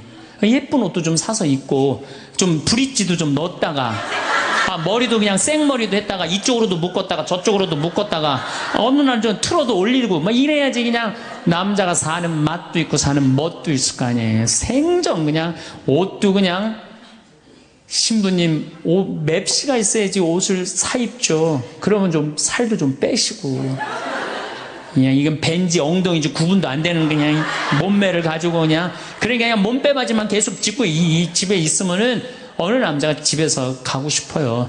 본인을 꾸미시라는 거예요. 그래서 남자는요 사는 맛도 있고 사는 멋도 있는 거, 멋도 있어야 돼요.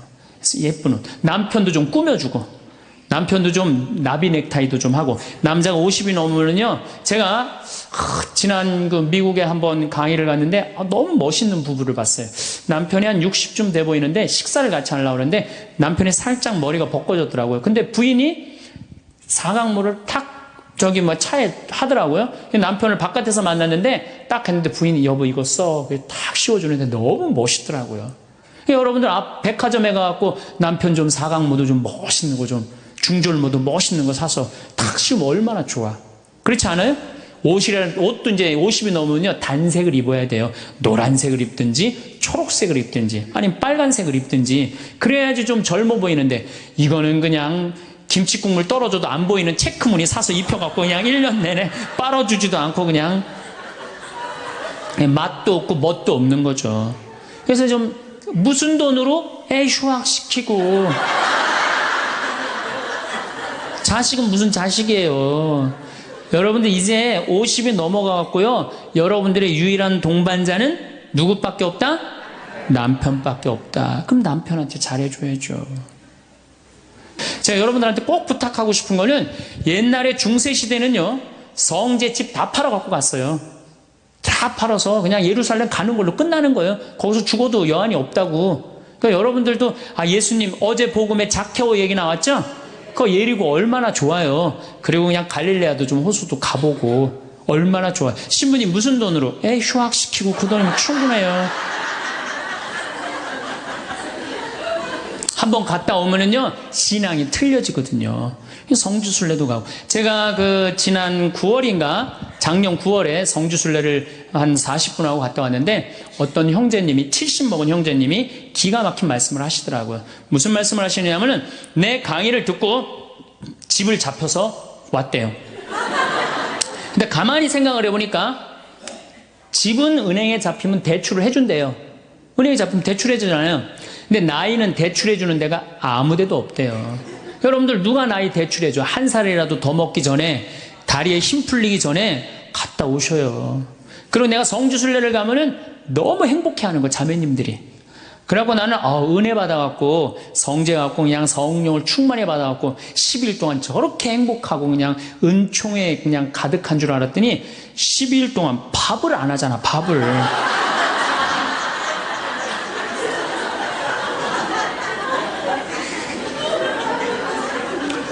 남편, 부부는 맛도 있고 멋도 있어야 되지만 기도 살려줘야 돼. 남편 기도 살려줘야 돼요.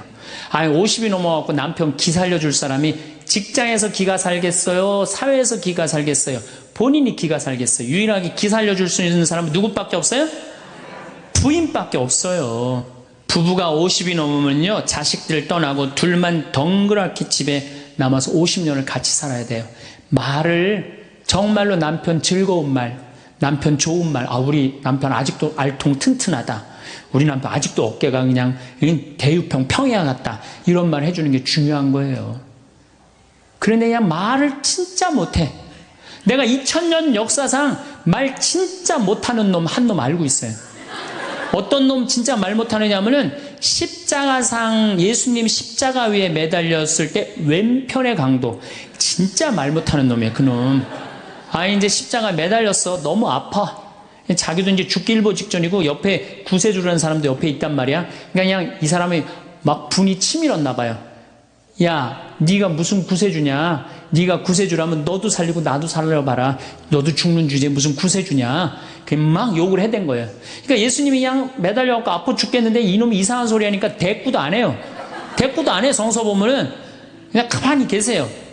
근데 내가 2000년 역사상 진짜 말 잘하는 사람 한 사람 알고 있어요. 그게 누구냐면 오른편 강도예요. 얼마나 말을 잘하느냐면은 그렇게 얘기를 하니까 이 왼편에 있는 강도를 혼내요. 야, 이놈아, 니놈하고 나는 죽어도 싸. 강도 짓을 했으니까. 근데 저분이야말로 무슨 죄가 있어. 가난한 사람, 병든 사람 함께 해주고 인간 사랑하신 분인데, 그리고 이 강도가 한마디 해요. 주님, 마지막 날에 저를 기억해 주십시오. 그러니까 그냥 예수님이 왼편에 있는 놈한테는 대답도 안 하던 예수님이 그렇게 아파도 오른편에 있는 강도한테 한마디 해요. 너야말로 오늘 나와 낙원에 들 것이다. 이 말 한마디 잘한 바람에 그냥 예수님하고 1호로 천당에 올라간 사람 아니야. 그렇지 않아요?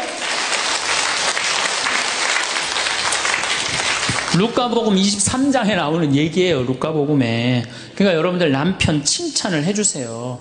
남편. 얼마 전에 제가 우리 동창 신부 아버님이 돌아가셔갖고 장례미사를 갔는데 마침 그날 어떤 동탄에 있는 본당 총회장님이 은퇴 신부님 10분을 초대해갖고 식사, 보고 초대를 했어요. 부인이 보고 요리를 할 줄 알아갖고. 그래갖고 이제 그 집에 가고 보고를 먹는데, 신부님들, 은퇴 신부님들 보니까 머리가 다 벗겨진 거야, 다. 머리가 다 벗겨져갖고 있더라고요. 근데 내가 그날 마침 이제 장례미사를 해갖고 우리 주교님을 뵀는데, 우리 주교님은 그래도 머리가 많이 나셔갖고 모자를 앞에다 쓰신 거야. 그래갖고 참 보기가 좋더라고요. 주교님이 아주 얼굴이 하얀이 선비같이 생기셨거든요. 그래서 내가 저녁 먹으면서 신부님들은 이렇게 머리가 벗겨졌는데 우리 주교님은 아직도 머리가 나셔갖고 모자를 앞에다 쓰는데 참 보기 좋더라고. 그랬더니 은퇴 신부님 10분이 황신부 주교님한테 가갖고 샴푸 뭐 쓰는지 좀 알아봐 달라고 막 그러더라고요. 그런데 우리 식사를 한 총회장님, 그 동탄의 총회장님이, 신부님, 저는 40부터 머리가 완전히 벗겨졌는데 한 번도 머리 벗겨진 것 때문에 스트레스 받은 적이 없다는 거예요. 그게 무슨 소리냐? 그랬더니 자기 부인이 40에 본당 사목 임원이었는데 사목회를 하고 집에 들어오면 막 짜증을 내고 들어온대요. 그 문을 열고 딱 한다는 부인이 첫 입을 열어서 하는 소리가 답답해 죽을 뻔했다고. 여보, 사목회가 그렇게 답답해? 그러면 그 부인이 그러는데, 여보, 나는 사목회를 하는데 60이 먹은 그 본당의 회장님들이 머리가 빽빽하게 꽉 차 있으면은 그 머리를 보고 회의를 하면 가슴이 답답하다는 거야. 그리고 이제 자기 남편을 보고, 머리가 완전히 대머리인 남편을 보고 한마디 한대요. 이제야 가슴이 뻥 뚫린다고. 이게 얼마나 남편을 기를 살려주는 말이에요. 그렇지 않아요? 그러니까 여자는 맛도 있고 멋도 있고 누구 기도 살려줘? 남편 기도 살려줘야 되는 거예요. 부처님은요 7종류의 아내가 있다고 그래요. 첫째, 남편을 죽이는 아내가 있대요. 더러운 마음을 가지고 남편에 대한 사랑이 없고 남편을 업신 여기는 아내. 아내가 권력 있으면 남편이 모든 것을 참고 침묵하기 때문에 그 참느냐고 빨리 죽는데요. 남편을 죽이는 아내가 있대요. 두 번째는 도둑과 같은 아내가 있대. 남편이 힘들게 돈 벌어 갖고 오면은 그거 그냥 막 써갖고 그냥 살림살이 엉망으로 하는 아내. 도둑과 같은 아내. 셋째, 주인과 같은 아내. 주인 행세하는 거죠. 그래갖고 그냥 자기는 일 안 하고 남편 막 시키는 주인과 같은 아내가 있고. 그 다음에 네 번째는 어머니와 같은 아내가 있대요. 항상 남편을 사랑하며 자식 대하는 것처럼 남편을 보호해주는 아내가 있대요. 그 다음에 누이 동생과 같은 아내. 남편을 섬기기를 다하고 자매와 같은 귀여움을 떨고 애교를 떠는 그런 누이 동생과 같은 오빠 하면서 그런 아내가 있다는 거예요. 그 다음에 친구 같은 아내가 있다는 거예요. 직장에서 마치고 피곤해서 돌아오면은 남편을 반가이 맞이해주고 술 한잔을 하면서 하루를 이야기를 나누는 친구 같은 아내. 그 다음에 이건 시대에 좀 안 맞지만은 종과 같은 아내. 남편을 극진히 섬기는 아내가 있다는 거예요. 여러분들은 7번째 중에 몇 번째에 들어가세요?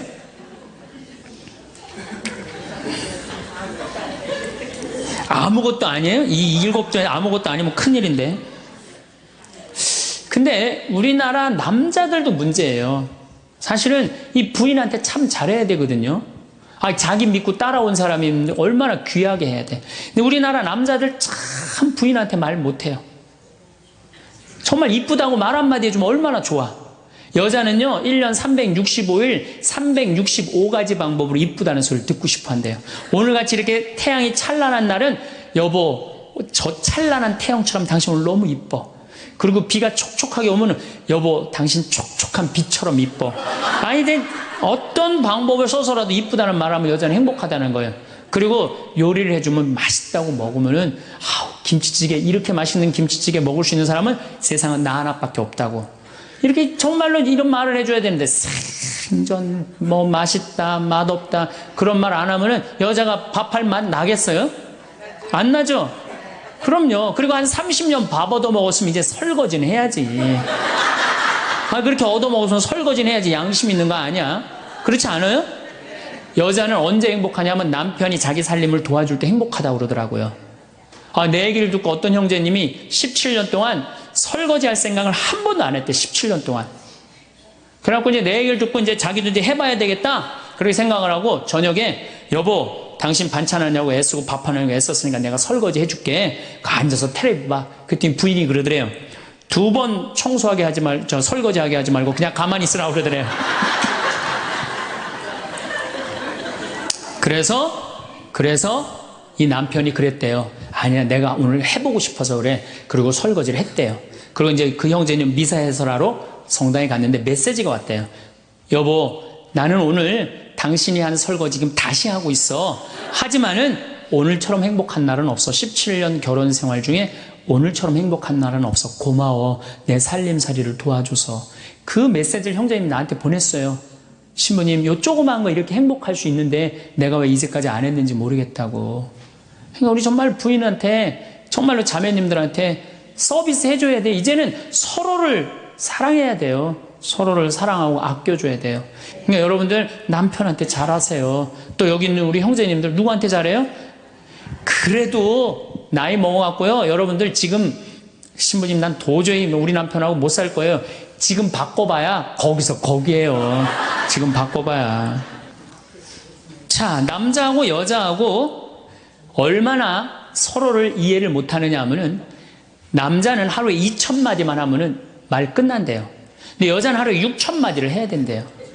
그러니까 여자가 훨씬 말이 많은 거죠. 남자는 직장에 갔다 오면 할 말 끝난 거예요. 집에 할 말이 아무것도 없는 2,000마디 이미 다 했는데 할 말. 남자로 사람으로서 할 말 끝났는데. 뉴욕의 게리 머카스라는 교수가 이 통계를 냈어요. 그래갖고 여자는 남편이 이제 집에 들어올 때만 기다리는 거야. 뭐 이웃집 아줌마 얘기도 하고 싶고 본당시 뭐 욕도 하고 싶고 막 그래갖고 기다리고 있는데 남편이 들어와서 여보 그 집 남편은 그렇게 힘들게 돈을 버는데 여자는 맨날 찜질방 다니고 그냥 밍크코트 입고 다니고 정신 나간 여자라고. 그럼 남편은 할 얘기가 없는 거야. 쓸데없는 소리 하지 말고 밥이나 내놓으라고. 그럼 여자 미치는 거예요. 진짜 괜찮은 남자들은 어떤 남자들이냐면은 그래 여보? 그럼 안 되지. 부인이 살림을 잘 살아야지. 남자가 그렇게 고생을 하는데 추임새를 넣어주고 속으로 외우세요. 500마디, 1000마디, 2,000마디. 그래갖고 딱 속으로 4,000마디 딱 끝나면 여보 이제 자자. 이래야지 이 남자는 후환이 없는 남편이에요. 여자 말을 들어줘야 돼요. 예, 그래서 남자하고 여자하고 틀린 점이 이거야. 반대로 우리 자매님들은 여자는 흥분을 하면 5분이면 흥분이 끝난대요. 그래갖고 막 장보러 들어와갖고 막 욕을 5분만 하면은 아무 일도 없었던 듯이 부엌에 들어가고 콩나물도 따고 이 멸치 대가리도 딴대요. 아무 일도 없었던 듯이. 근데 남자는 5분 동안 바가지 긁을 동안 가만히 있는데요. 5분 지나면 그때부터 승질이 나기 시작한대. 근데 남자는 한번 승질이 나면 최소한 30분은 성질을 내야 된대. 그래갖고 5분 지나고 나가고 이제 그때부터 이제 여자는 마음이 착 가라앉은 상태에서 저녁 준비를 하는데 그때부터 남자는 이제 거실에서 소리 지르는 거야. 내가 말이야 뭘 잘못했다고 네가 맨날 그러냐고 막 소리 지르면 마음이 가라앉은 여자가 나와서 남자 불을 질러요. 속에다가 뭐라고 그러냐면 당신은 말만 하면 이렇게 성질을 내고 그러느냐고. 자기는 이미 다 흥분 가라앉은 상태에서 막 성질 내는 남편한테 불은 자기가 질러놓고. 그러면 안 된다는 얘기죠. 30분 동안 길길이 뛰게 놔두란 얘기예요. 승질을 건드려 놨으면은. 어쨌든 우리가 성공한 사람들을 보면 크게 두 부류로 나뉘는 걸 알 수 있습니다. 하나는 자신이 성공했다고 여기저기 떠벌리고 다니는 사람들, 그리고 또 하나는 조용히 아무 말 없이 자기 삶을 사는 사람들입니다. 우리는 흔히 성공을 하면 자연스럽게 자랑하고 싶어질 거라고 생각하죠. 좋은 차를 사고 비싼 시계를 차고 SNS에 멋진 사진을 올리고 싶을 겁니다. 왜냐하면 그렇게 하면 남들이 나를 더 인정해 줄 거라고 믿으니까요. 하지만 현실은 그렇지 않습니다. 오히려 진짜 성공한 사람들은 그렇게 행동하지 않습니다. 왜냐하면 보여줄 필요가 없기 때문입니다. 돈이 많다고 높은 자리에 있다고 유명하다고 해서 굳이 그걸 드러낼 필요는 없습니다. 그걸 아는 사람들은 이미 알고 있고 모르는 사람들은 알 필요가 없죠. 그런데도 굳이나 성공했다고 떠드는 사람들이 있습니다. 그런 사람들은 왜 그럴까요? 간단합니다. 그 사람들은 사실 그렇게까지 성공한 게 아니기 때문입니다. 우리는 종종 SNS에서 성공한 사람들을 봅니다. 해외여행을 가고 고급 레스토랑에서 밥을 먹고 멋진 차를 타고 다니는 모습? 그런데 가만히 보면 그런 걸 보여주는 사람들은 언제나 뭔가를 팔고 있습니다. 강의를 팔든 자기 브랜드를 홍보하든 아니면 단순히 자기 자존감을 유지하려고 하든 간에 결국 목적이 있는 거죠. 진짜 부자들은 그렇게 하지 않습니다. 오히려 조용히 아무도 모르게 자기 일을 합니다. 왜냐하면 자랑해서 얻을 게 없기 때문입니다. 오히려 괜히 잘난 척했다가 사람들에게 이용당하거나 시기와 질투를 받거나 쓸데없는 오해를 사는 게 더 피곤합니다. 이건 단순한 돈 이야기가 아닙니다. 사회적인 성공을 이룬 사람들도 마찬가지입니다. 진짜 실력 있는 사람들은 자기 실력을 굳이 떠벌리지 않습니다. 왜냐하면 그럴 필요가 없으니까요.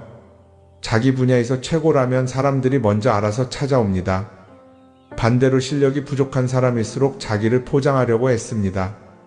우리가 흔히 듣는 말이 있죠. 빈수레가 요란하다. 이 말이 괜히 있는 게 아닙니다. 정말 내실이 있는 사람들은 굳이 시끄럽게 굴지 않습니다. 반대로 겉만 번지르르한 사람들은 자기가 얼마나 대단한지 떠들고 다닙니다. 이걸 좀 더 현실적인 예로 들어볼까요?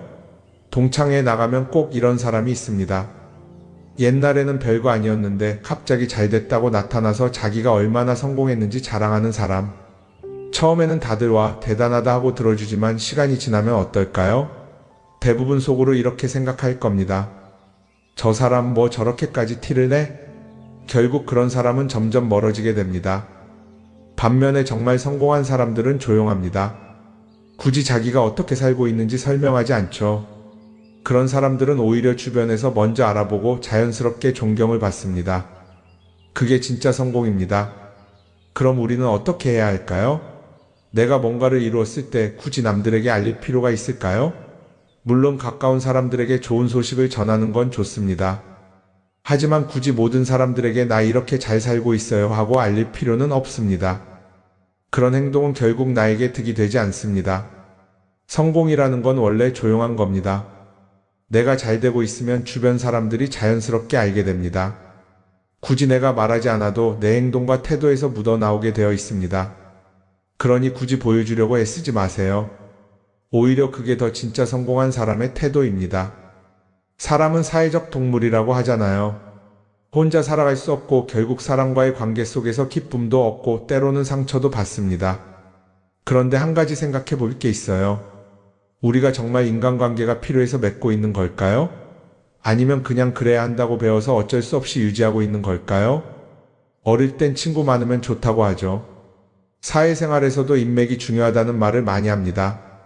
그런데 정작 주변을 보면요, 인간관계가 넓은 사람일수록 스트레스를 더 많이 받아요. 전화벨이 울릴 때마다 이번엔 또 무슨 부탁일까 싶고, 단체 채팅방에서 메시지가 올 때마다 이걸 또 어떻게 대답해야 하나 고민하죠. 관계가 많아질수록 책임과 피로도 함께 늘어나는 겁니다. 어떤 사람들은 인간관계를 줄이면 외롭지 않겠냐고 해요. 그런데 가만히 생각해보면 진짜 외로움을 느끼는 순간이 언제인지 아세요? 오히려 불필요한 인간관계 속에 있을 때입니다. 같이 밥을 먹고 얘기를 나누는데도 뭔가 허전하고 대화가 컥 돌고 속마음을 나누지도 못할 때, 그럴 때 우리가 더 외롭다고 느끼죠. 그렇다고 당장 인간관계를 다 끊어버릴 순 없겠죠. 하지만 적어도 내가 정말 소중하게 여겨야 할 관계와 그냥 관성적으로 유지하는 관계는 구분할 필요가 있습니다. 예를 들어 매번 나한테 부탁만 하고 정작 내가 어려울 땐 연락 한 번 없는 사람. 내가 실수하면 뒷담화를 하면서 내 앞에서는 웃는 사람. 이런 관계를 굳이 계속 이어갈 이유가 있을까요? 가끔은 이런 경험도 있을 거예요. 우연히 어떤 사람과 친해졌는데 만난 지 얼마 되지도 않았는데 너무 많은 걸 털어놓는 사람들 있죠.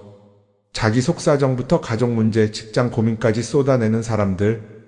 이런 경우 두 가지의 가능성이 큽니다. 하나는 그냥 감정적으로 의존할 사람이 필요해서일 수도 있고, 또 하나는 내가 믿을 만한 사람인지 떠보는 걸 수도 있어요. 어떤 경우든 이런 관계는 오래가기 어렵습니다. 사실 친밀함이라는 건 시간이 필요한 법이에요.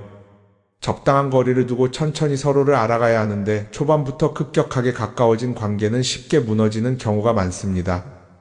처음엔 친하다고 생각했는데 어느 순간 사소한 일로 틀어지고 결국 남보다 못한 사이가 되는 거죠. 그러면 인간관계를 어떻게 해야 할까요? 답은 간단합니다. 억지로 맺지 말고 굳이 유지하려고도 하지 않는 거예요. 내가 편한 관계라면 자연스럽게 이어질 것이고, 그렇지 않다면 서서히 멀어질 겁니다. 그리고 그걸 억지로 붙잡지 않아도 괜찮습니다. 관계를 유지하는데 에너지를 쓰기보다는 정말 소중한 관계에 집중하는 게 더 낫지 않을까요? 어떤 사람은 내가 인간관계를 줄이면 나중에 나 혼자 남는 거 아니냐 걱정하기도 해요. 그런데 생각해보면요, 진짜 나를 위하는 사람은 많지 않아요. 인간관계를 줄인다고 해서 완전히 혼자가 되는 게 아닙니다. 오히려 불필요한 관계를 정리하고 나면 남아있는 관계들이 더 단단해지고 가치 있게 느껴질 겁니다. 예전엔 인맥이 자산이라는 말을 많이 했어요. 그런데 요즘은 꼭 그렇지도 않죠. 오히려 불필요한 인간관계가 많으면 그게 짐이 될 수도 있어요. 적당한 거리, 적당한 선. 이걸 잘 지키는 게 결국엔 가장 편한 인간관계를 유지하는 방법 아닐까요? 한번 곰곰이 생각해 보세요. 지금 내 주변에 있는 사람들 중에서 내가 정말 편하게 만날 수 있는 사람이 몇 명이나 되는지, 내가 억지로 맞춰주고 있는 관계는 없는지. 관계를 줄이면요, 외로워지는 게 아니라 오히려 더 자유로워집니다. 그리고 자유로워진 만큼 내 인생에서 정말 중요한 것에 집중할 수 있게 됩니다. 인간관계 너무 많은 걸 신경 쓰다 보면 정작 중요한 걸 놓칠 수 있어요. 그러니까 이제는 한 번쯤 정리해보는 것도 나쁘지 않을 겁니다. 사람들이 돈을 많이 벌고 싶어 하는 이유가 뭘까요? 단순히 돈이 많으면 좋으니까? 물론 그것도 있겠지만 사실 돈을 원하는 진짜 이유는 더 나은 삶을 살기 위해서겠죠. 그런데 문제는 돈을 많이 번다고 해서 반드시 삶이 나아지는 건 아니라는 겁니다. 오히려 더 많이 벌수록 더 많이 쓰게 되는 경우가 많아요. 가끔 이런 생각해 본 적 없으세요? 예전에는 돈이 지금보다 훨씬 적었는데 이상하게 그때가 더 여유로웠던 것 같다. 왜 그럴까요? 사실 우리가 원하는 건 돈 그 자체가 아니라 돈을 통해 얻을 수 있는 자유인데, 돈을 벌면 벌수록 그 자유를 잃어버리는 경우가 많아요. 더 좋은 차, 더 좋은 집, 더 좋은 옷을 사면서 점점 더 많은 돈이 필요해지고 결국엔 돈을 벌기 위해 또다시 일해야 하는 악순환에 빠지게 되는 거죠. 한번 생각해 봅시다. 우리가 정말 필요해서 뭔가를 사는 경우가 얼마나 될까요? 필요해서라기보다는 남들이 가지고 있으니까, 없어 보이기 싫으니까, 혹은 그냥 기분 전환을 위해서 소비하는 경우가 훨씬 많아요. 그리고 그런 소비를 할 때마다 스스로 이렇게 합리화를 하죠. 이 정도는 나를 위한 투자야. 그런데 가만히 보면 그 소비가 진짜 나를 위한 소비인지 아니면 그냥 사회가 만든 기준에 끌려가고 있는 건지 헷갈릴 때가 많습니다. 예를 들어 예전에는 스마트폰 하나면 충분했는데 이제는 스마트워치도 있어야 하고 무선 이어폰도 필요하고 태블릿도 있어야 할 것 같고 하나를 사면 또 다른 무언가가 필요해지는 시기예요. 사실 이건 우리가 그렇게 만들어진 겁니다. 광고도 그렇고 SNS도 그렇고 자꾸 우리에게 이렇게 말하죠. 이걸 사야 더 행복해질 수 있어요. 그런데 정작 그걸 사고 나면 어때요? 처음 며칠은 좋죠. 그런데 시간이 지나면 또 다른 걸 사고 싶어져요. 왜냐하면 물건이 우리를 오래 행복하게 만들어주지는 않거든요. 특히 요즘은 SNS가 이런 소비 심리를 더 부추기는 것 같아요. 예전에는 친구들끼리 만나서 나 새로 샀어 하고 자랑하는 게 전부였는데 이제는 SNS에 올리면서 전 세계 사람들에게 보여주잖아요. 그러다 보니까 남들도 다 뭔가를 사서 올리고 나도 따라해야 할 것 같은 기분이 드는 거예요. 그런데 중요한 건 그 사람들도 사실은 나와 똑같은 기분이라는 겁니다. 내가 남을 부러워하는 만큼 나도 누군가에게 부러움을 사려고 애쓰고 있는 거죠.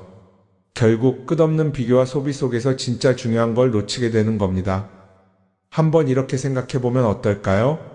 만약 내가 지금부터 딱 1년 동안 불필요한 소비를 하지 않는다면 내 삶이 어떻게 변할까? 아마 처음에는 답답할 수도 있어요. 사고 싶었던 걸 참아야 하니까. 그런데 그걸 몇 번 참고 나면 어느 순간 깨닫게 될 겁니다. 내가 굳이 이걸 안 사도 괜찮네? 그렇게 불필요한 소비가 줄어들면 자연스럽게 돈이 쌓이겠죠. 그런데 돈이 쌓이는 것보다 더 중요한 게 있어요. 바로 마음의 여유가 생긴다는 겁니다. 돈을 쓰지 않는다고 해서 불행해지는 게 아니라 오히려 소비로부터 자유로워지면서 진짜 행복을 찾을 수 있어요. 물론 이걸 실천하는 게 쉽지는 않겠죠. 우리 주변에는 소비를 부추기는 것들이 너무 많으니까요. 하지만 적어도 이런 건 해볼 수 있습니다. 뭔가를 사고 싶을 때 한 번만 스스로에게 물어보는 거예요. 이게 정말 나한테 필요한 걸까? 아니면 그냥 순간적인 욕심일까? 만약 그 질문을 던졌을 때 5초 안에 당연히 필요하지 라는 답이 나오지 않는다면 사실 그건 없어도 되는 물건일 가능성이 큽니다. 정말 필요한 건 고민할 필요도 없이 바로 떠오르거든요. 그러니까 이제는 한 번쯤 생각해 봐야 할 것 같아요. 나는 지금 내가 원하는 삶을 살고 있는 걸까? 아니면 남들이 만든 기준에 맞추기 위해 내 시간을 팔고 있는 걸까? 소비를 줄인다는 건 단순히 돈을 아끼는 게 아닙니다. 그건 결국 내 삶의 선택권을 되찾는 일이거든요. 돈을 많이 버는 것도 중요하지만 더 중요한 건 그 돈을 어떻게 쓰느냐입니다. 그리고 때로는 아무것도 사지 않는 게 최고의 선택일 수도 있어요. 우리는 요즘 SNS 없이 사는 게 거의 불가능한 시대에 살고 있죠. 아침에 눈 뜨자마자 휴대폰을 확인하고 출근길에도 SNS를 보고 잠들기 전까지도 계속 들여다봅니다. 그러면서 남들이 어떻게 사는지 보고 나도 모르게 비교하게 되고 때로는 초조해지기도 하죠. SNS에 올라오는 사진들 한번 보세요. 맛집에서 멋진 음식을 먹고 해외여행을 다니고 좋은 옷을 입고 성공한 삶을 사는 사람들. 그런데 가만히 보면 이 사람들이 정말 행복해서 저런 사진을 올리는 걸까요? 아니면 그냥 행복해 보이고 싶은 걸까요? 실제로 SNS에 가장 많이 올라오는 사진이 뭔지 아세요? 남들이 부러워할 만한 순간들입니다. 집에서 편하게 쉬고 있는 모습이나 출근길에 지친 얼굴, 어제 먹다 남은 배달 음식 사진 같은 건 잘 안 올리죠. 대신 멋진 레스토랑, 명품 가방, 고급 호텔 같은 것들이 올라옵니다. 왜 그럴까요? 결국 SNS는 보여주기 위한 공간이기 때문입니다. 여기서 중요한 게 있어요. 우리가 SNS에서 보는 건 그 사람의 삶 전체가 아니라 편집된 일부 장면이라는 겁니다. SNS는 마치 한 편의 다큐멘터리나 영화처럼 잘 꾸며진 장면들만 보여줍니다. 그런데도 우리는 그걸 보면서 아, 저 사람은 나보다 더 행복하구나 하고 착각하죠. 예를 들어 SNS에서 한 친구가 해외여행을 가서 아름다운 풍경을 찍어 올렸다고 해볼게요. 우리는 그걸 보면서 부럽다, 나도 저렇게 살고 싶다라고 생각하겠죠. 그런데 정작 그 친구는 사진을 찍고 나서도 일 때문에 스트레스를 받고 있을 수도 있고 여행 비용을 감당하느라 카드가 걱정을 하고 있을 수도 있습니다. 그 부분은 우리는 알 수가 없죠. 그런데 문제는 이렇게 남들과 비교하는 습관이 쌓이면 결국 내 삶이 초라하게 느껴진다는 겁니다. 원래는 그냥 조용히 살아도 괜찮았는데 SNS를 보고 나면 나만 뒤처지는 것 같고 뭔가를 더 해야 할 것 같고 괜히 불안해지죠. SNS는 기본적으로 사람들의 비교 심리를 자극합니다. 남들이 가진 걸 나도 갖고 싶게 만들고 남들이 하는 걸 나도 해야 할 것 같은 기분이 들게 만들죠. 그러다 보니 필요하지도 않은 걸 사게 되고 무리해서라도 화려한 곳에 가게 되고 남들에게 보여주기 위해 사는 삶을 살게 됩니다. 그럼 어떻게 해야 할까요? 사실 정답은 간단합니다. SNS에서 보이는 것들을 곧이곧대로 믿지 않는 것입니다. 그리고 더 중요한 건 남과 비교하는 걸 멈추는 것이에요. 어떤 사람이 비싼 차를 타고 다닌다고 해서 그 사람이 꼭 행복한 건 아닙니다. 좋은 차를 타고 다니지만 밤마다 사업 걱정에 잠 못 이루는 사람도 많아요. 반대로 대중교통을 이용하지만 마음 편하게 사는 사람도 있죠. 결국 행복은 보이는 것이 아니라 느끼는 것입니다. SNS를 덜 보면 덜 불행해진다는 연구 결과도 있어요. 하루 종일 남의 삶을 보면서 비교하는 시간을 줄이면 내 삶에 집중할 수 있는 시간이 많아지는 겁니다. SNS를 완전히 끊을 필요는 없지만 최소한 그 안에 있는 것들이 전부 진짜라고 생각하지 않는 태도는 필요합니다. 우리는 누구나 자신만의 속도로 살아가고 있어요. 남들은 남들대로 사는 거고 나는 나대로 살면 됩니다. SNS에서 남들의 화려한 모습을 볼 때마다 한 번쯤 이렇게 생각해 보세요. 이건 그 사람이 보여주고 싶은 삶일 뿐이다. 그러면 조금은 편해질 겁니다. 사람들은 다들 자기 인생을 살아간다고 생각하죠. 그런데 가만 보면 정말 자기 인생을 사는 사람이 얼마나 될까요? 많은 사람들이 사실은 남이 만들어 놓은 기준에 맞춰서 살고 있어요. 좋은 대학, 좋은 직장, 좋은 차, 좋은 집. 다들 이런 걸 목표로 삼지만 정작 내가 원하는 삶이 뭔지 깊이 생각해 본 적이 없는 경우가 많아요. 이건 어릴 때부터 교육받아온 방식과도 관련이 있어요. 우리는 어릴 때부터 이렇게 살아야 한다는 틀 안에서 자라죠. 공부 열심히 해서 좋은 성적을 받아야 하고 좋은 직장을 가져야 하고 결혼도 적당한 때에 해야 하고 마치 인생이 정해진 수순이라도 있는 것처럼요. 그러다 보니 나 스스로 정말 원하는 걸 고민하기보다는 그냥 남들이 정해놓은 목표를 따라가게 돼요. 그런데 이렇게 남의 기준에 맞춰서 살다 보면 어느 순간 공허함을 느끼게 됩니다. 이게 정말 내가 원했던 삶인가? 하는 의문이 들 때가 오죠. 어릴 땐 성적이 목표였고 사회에 나와서는 연봉이 목표였고 결혼하고 나서는 아이 교육이 목표였는데 그 목표를 이루고 나면 허무한 거예요. 계속 뭔가를 이루긴 했는데 정작 나는 어디에 있는지 모르겠는 거죠. 진짜 중요한 건 내가 원하는 게 뭔지를 아는 것이에요. 그런데 이게 쉽지 않죠. 오랫동안 남의 기준대로 살아왔기 때문에 막상 내가 정말 원하는 게 뭐지? 하고 물어보면 선뜻 대답하기 어려운 경우가 많아요. 하지만 이 질문을 하지 않으면 우리는 평생 남이 정한 기준 속에서 살게 됩니다. 그럼 어떻게 해야 할까요? 첫 번째로 필요한 건 내가 왜 이런 생각을 하게 됐는지 스스로 점검하는 거예요. 예를 들어 내가 비싼 차를 사고 싶다고 생각한다면 그게 정말 내 필요 때문인지 아니면 남들에게 잘 보이기 위해서인지 한번 따져봐야 해요. 만약 남들이 나를 어떻게 볼까 하는 게 더 중요하다면 그건 내 기준이 아니라 사회가 만들어 놓은 기준일 가능성이 큽니다. 두 번째는 다른 사람의 의견에 휘둘리지 않는 연습을 하는 거예요. 우리는 살아가면서 끊임없이 남들의 평가를 받죠. 그 나이에 그런 걸 시작한다고? 지금 그게 가능하겠어? 이런 말들이 우리를 흔들어 놓습니다. 그런데 그런 말에 신경 쓰다 보면 결국 아무것도 하지 못하게 돼요. 중요한 건 남들이 뭐라고 하든 내가 결정하는 거예요. 물론 남의 조언을 들을 수도 있고 참고할 수도 있죠. 하지만 최종 결정은 항상 내 몫이어야 합니다. 내가 결정하고 내가 책임지는 거. 그렇게 해야 내 삶을 온전히 내 것으로 만들 수 있어요. 세 번째는 내가 한 선택에 책임지는 자세를 가지는 거예요. 많은 사람들이 무언가를 선택하고 나서도 후회하죠. 괜히 이걸 했나? 이 선택이 잘못된 건 아닐까? 그런데 한 가지 확실한 건 후회한다고 해서 과거가 바뀌지는 않는다는 거예요. 내가 한 선택이라면 그 선택이 틀렸다고 해도 받아들이고 그 안에서 최선을 다하는 게 더 중요해요. 이렇게 말하면 그럼 실수하면 어떡하죠? 라고 걱정하는 분들도 있을 거예요. 하지만 생각해보면 우리가 실수를 두려워하는 이유도 결국 남의 시선 때문이에요. 내가 실패하면 남들이 날 어떻게 볼까? 이런 걱정이 더 크죠. 그런데 남들은 생각보다 우리한테 관심이 없어요. 우리가 성공하든 실패하든 남들은 자기 삶을 사느라 바빠요. 그러니까 내 인생의 주인은 결국 나 자신이라는 걸 명확히 할 필요가 있어요. 내 선택을 하고 그 선택에 책임지면서 남이 아니라 나에게 맞는 길을 찾는 것. 그게 진짜로 내 삶을 살아가는 방법이 아닐까요? 어쩌면 우리는 너무 오랫동안 이렇게 살아야 한다는 틀 속에 갇혀 있었는지도 모릅니다. 하지만 이제는 한 번쯤 생각해 봐야 합니다. 나는 진짜 내 삶을 살고 있는가? 그리고 만약 아니라면 지금부터라도 조금씩 바꿔보면 어떨까요?